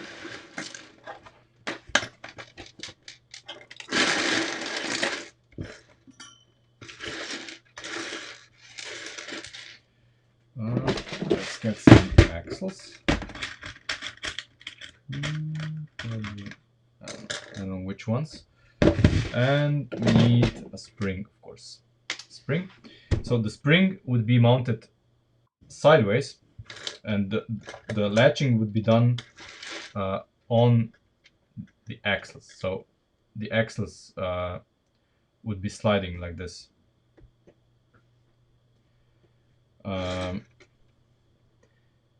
And of course, let's say a pin comes down, and then it needs to push something to the side. Something to the side, but that something needs to be well, smooth, for it to allow to, you know, to work. Hmm.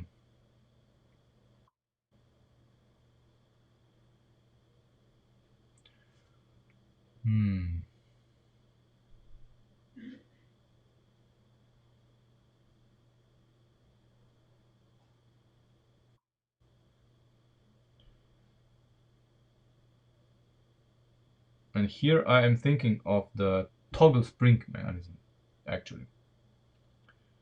I'm thinking of the toggle spring mechanism.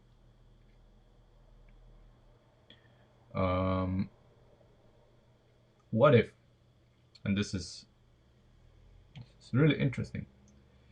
Um, so, what we could have is a mechanism where, let's say, we have two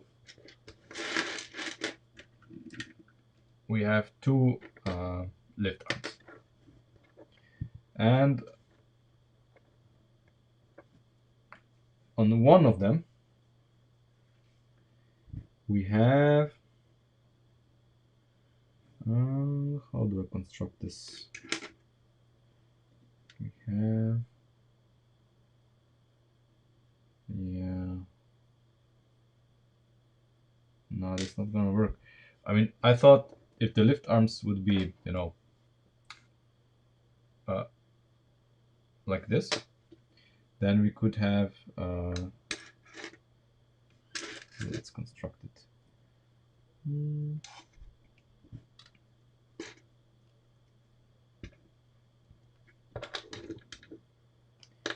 We could have our friend here.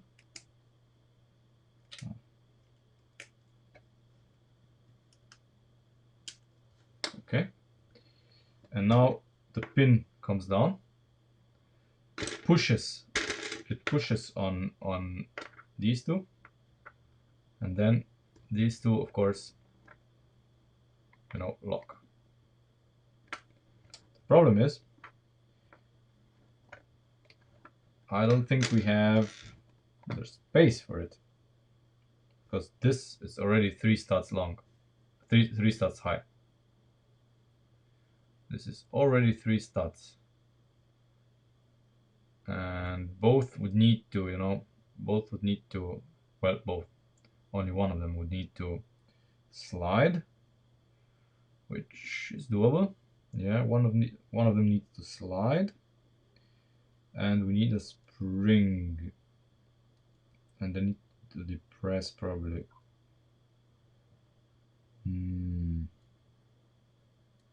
God, how to do that? We don't have a spring that we can stretch. That's the issue.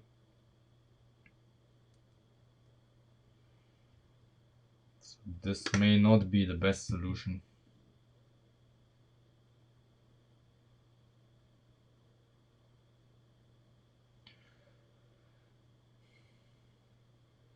I mean, in the real life, this is no problem, because you have the parts of the mechanism are like, you know, they are as thin as half a lift arm. The metal parts, they are stacked against each other, and, you know, the whole mechanism is like this thick in on the real car. That's the whole mechanism. So the latch. Um, because it has different kind of springs and stuff inside.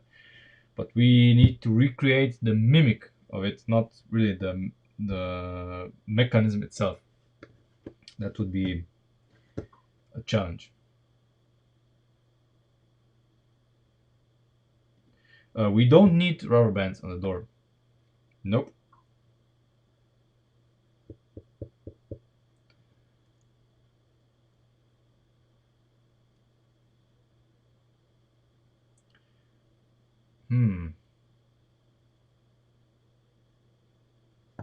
What if we go with this?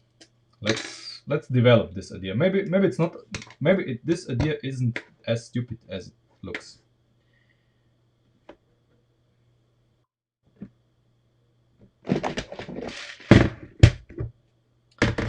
Yeah, that's the general idea with what we're doing here.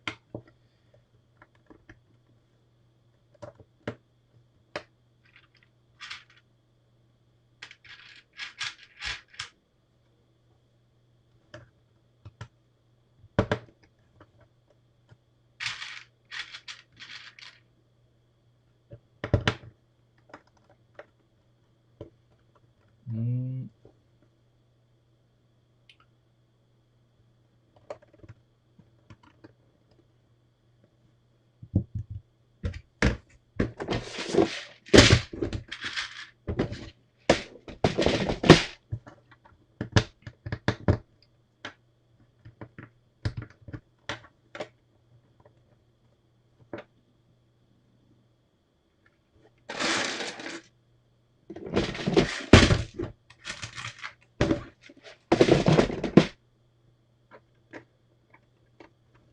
Okay, so we have now this action. This works reasonably well. So as we said, we have 4 stats to play with. This can be level with the trunk floor, with the trunk top, no problem. So we can go past. We can go past center here, I guess. Ideally, when the trunk is open, this would, well, how much? It would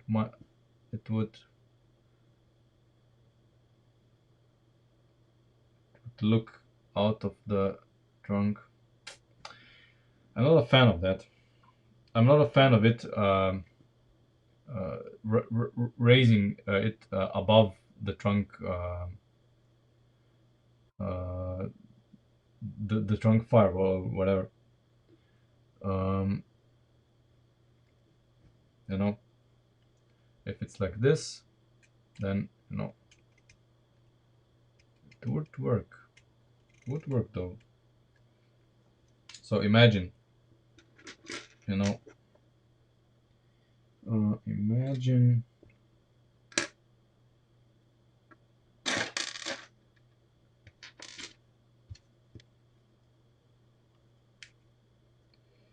imagine us coming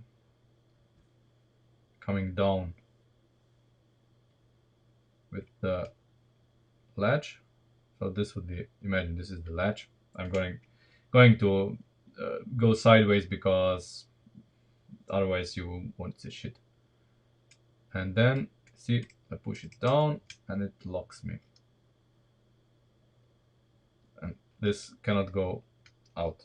I mean, cannot go out. Of course it can, because there's no locking mechanism right now in place. I can just pull it out.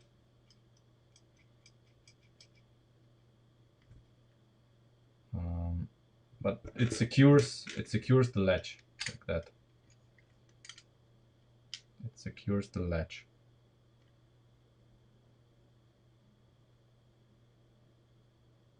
And then when you open the trunk, the latch is released.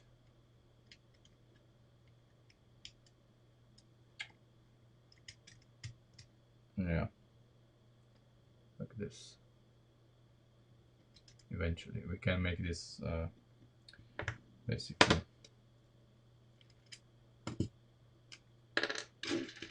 a lift arm like this to make it easier for it to escape. So when it's on top,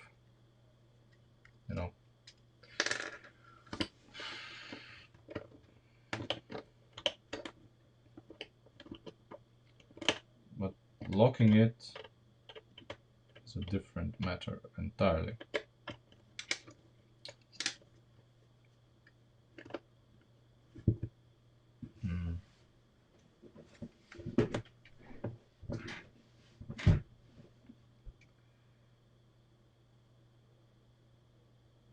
obviously we want interesting mechanisms and stuff in the car, so it's not always, you know, same stuff. Needs to be a variety. We could use the same locks everywhere, but first we don't have room for the lock that we use on the door here. That's the first thing. Or we could, I don't know, make the door the same lock in a different manner. Like, you know, we had these. Yeah, maybe if we use these, this could be possible. But we use gear. No, we cannot use gears. There's no space for them. Then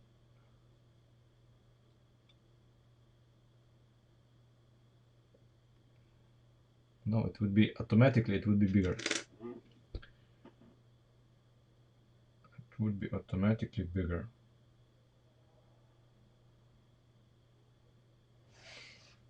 And we don't want more than 2 studs.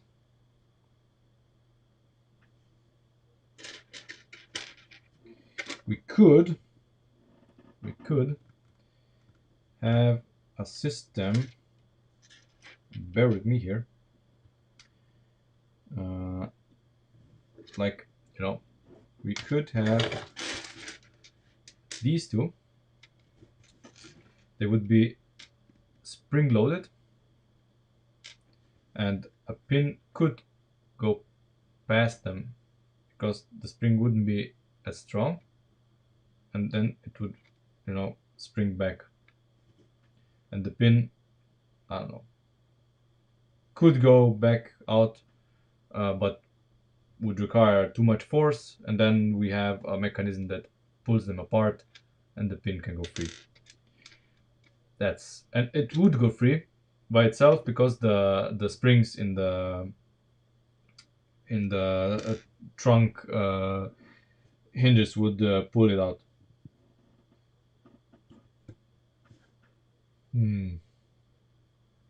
How viable would this be? But then we need to make a mechanism that allows us to use one spring to do this to both. I mean, ideally it would be done with you know, with a rubber band, but we're not using rubber bands. I don't want to use rubber bands. Rubber bands are gay. They deteriorate over time. They you don't have enough control with rubber bands. So I am not very keen to use them.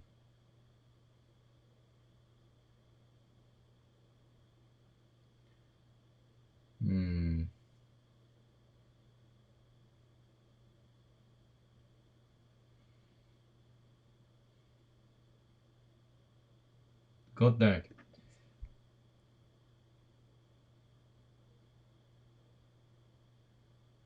I am at a loss, to be honest.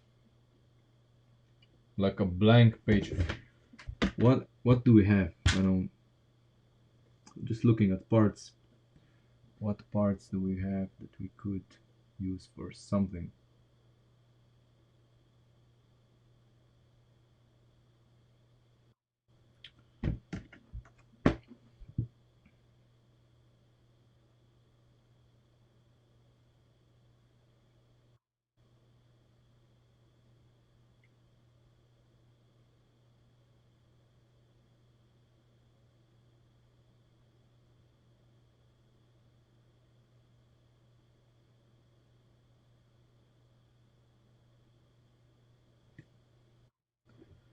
With a twisting knob.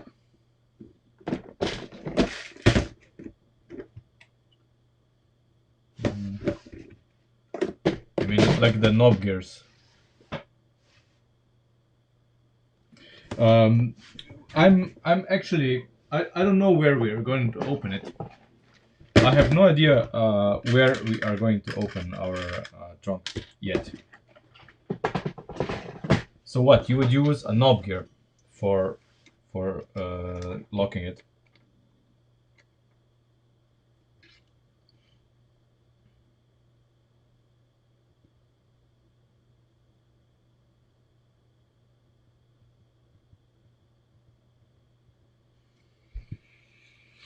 Hmm.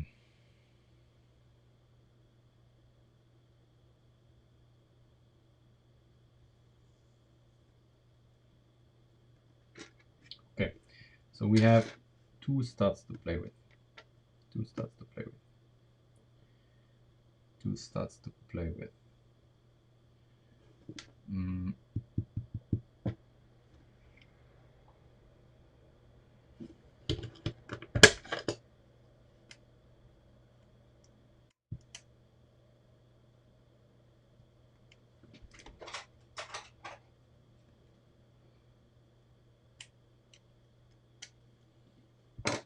Okay, just let me make a platform. So let's say this is our two-stud platform, and I mount the spring like here.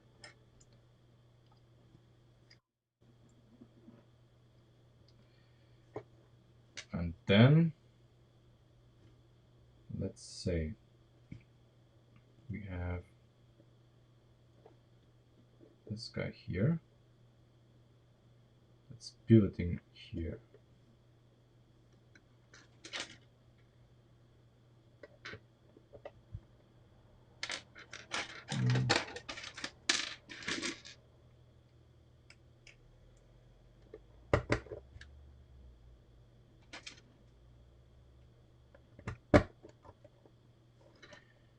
Okay, so let's say we have this, and this would be the locked or unlocked position. Doesn't really matter. This would be the unlocked position, and this would be the locked position, I guess.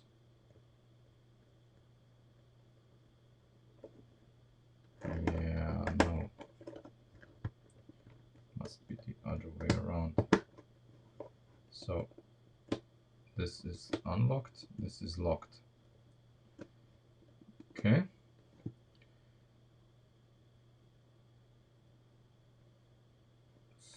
So if we have used two studs of height, okay. So if our pin comes from above, pin comes from above.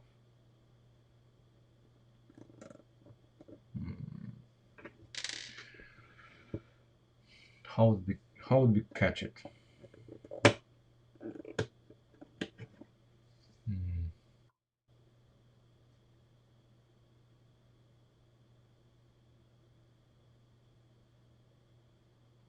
Yeah, but I'm right now I'm not looking for a release.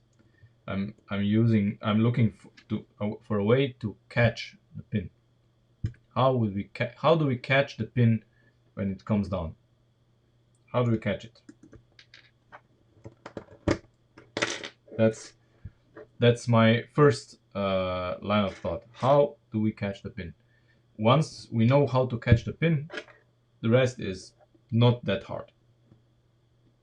But catching the pin, so the pin can push the mechanism open or something.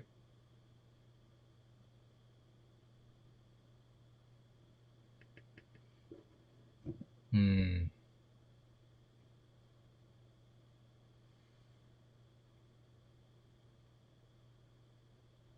Think, people. I'm out of ideas at the moment. I guess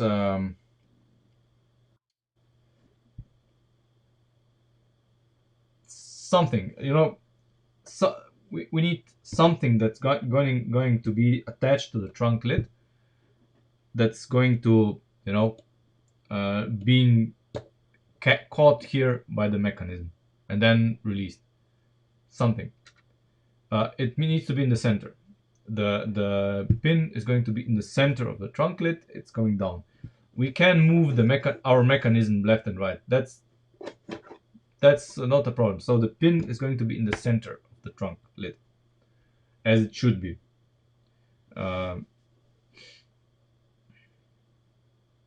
Something needs to catch it somehow.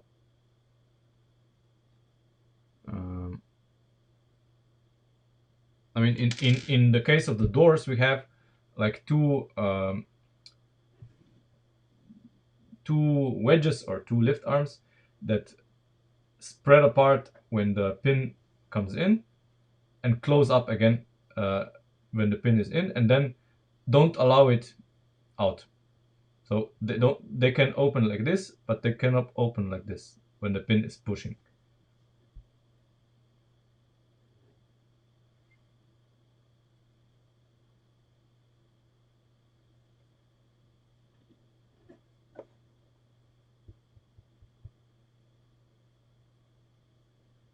How would we do maybe something similar? Because the general idea is basically to allow the pin go past, but not back out. And then, of course, you need to release a lock or a hook that allows it to rotate back into the position where the hook or where the pin entered.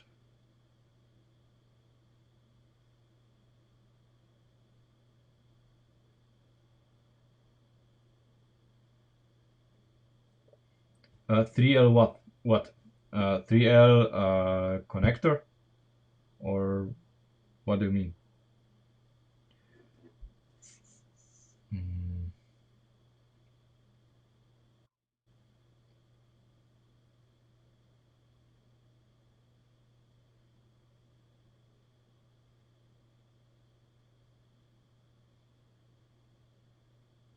Which part number is this?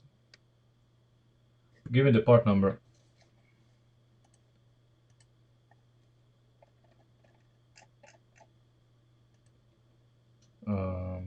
Quite lost. 3-pin with axle connector. Okay, I mean, yeah, okay. I have a black one here. And what would we do with it?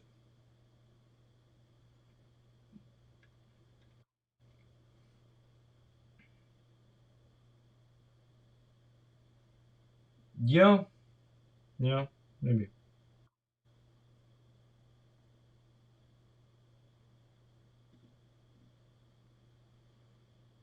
Mm, yeah, I know what you mean.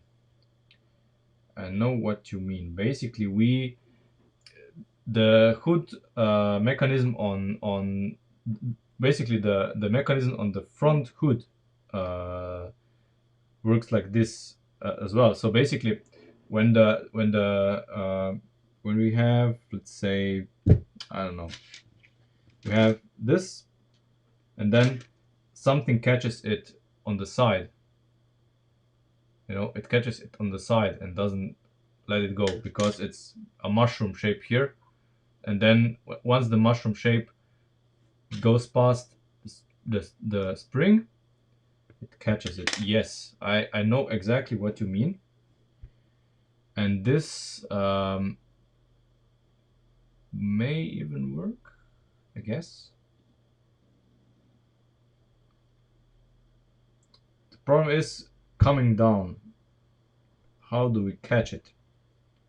And we cannot use a pin because a pin is easily detached. So that's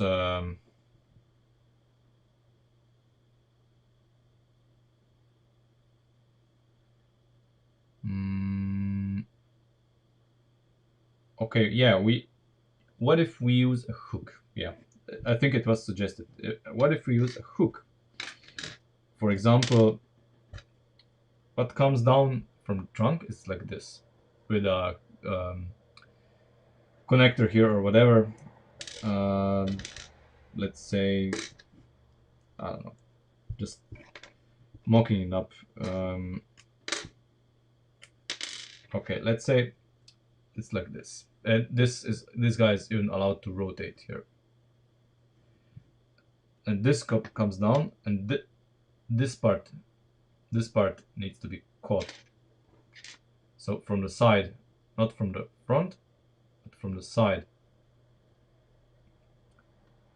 or even from the front. But yeah. Uh, like this. So we would have a spring-loaded catch like this. That would, you know, in the open position, it would be like this. It opens and it closes back again.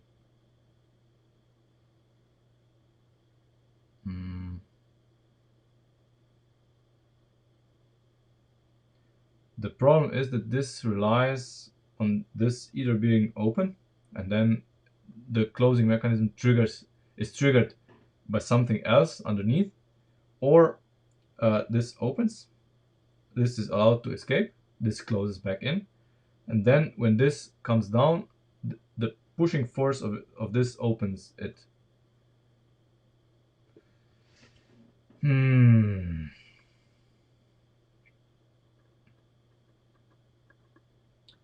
Designing locks is not easy, not with Lego and not with space constraints.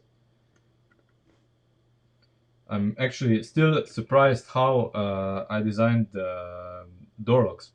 It was, you know, a sudden, uh,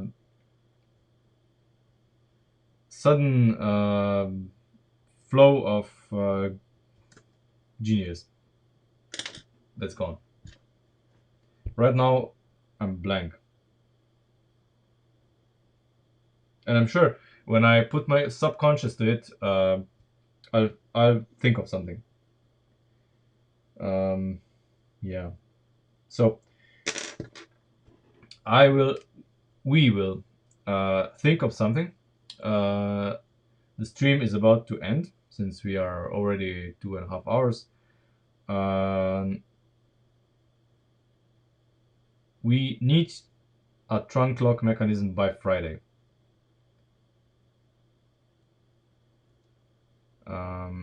Yeah, but I want just one. I want, you know, you need to open the trunk with just one hand. Doesn't matter if it's a button or a latch from the bottom or something. One hand operation. Just, you know, one poof, it opens. That's it. You close the trunk. It clicks in.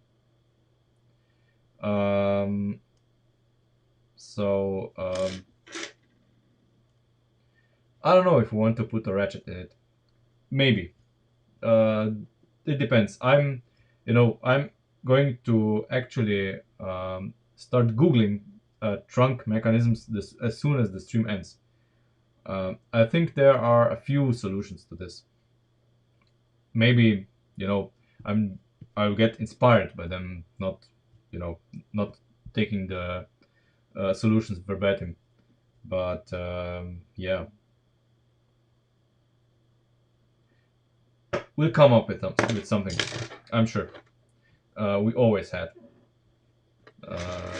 And what we discover here, we may also use in the front for the hood. So maybe if I look at hood latching mechanisms, I may get an idea what we could use here. Yeah, so that's the end of the stream. Since we run into a dead end at the moment. I see you on Friday.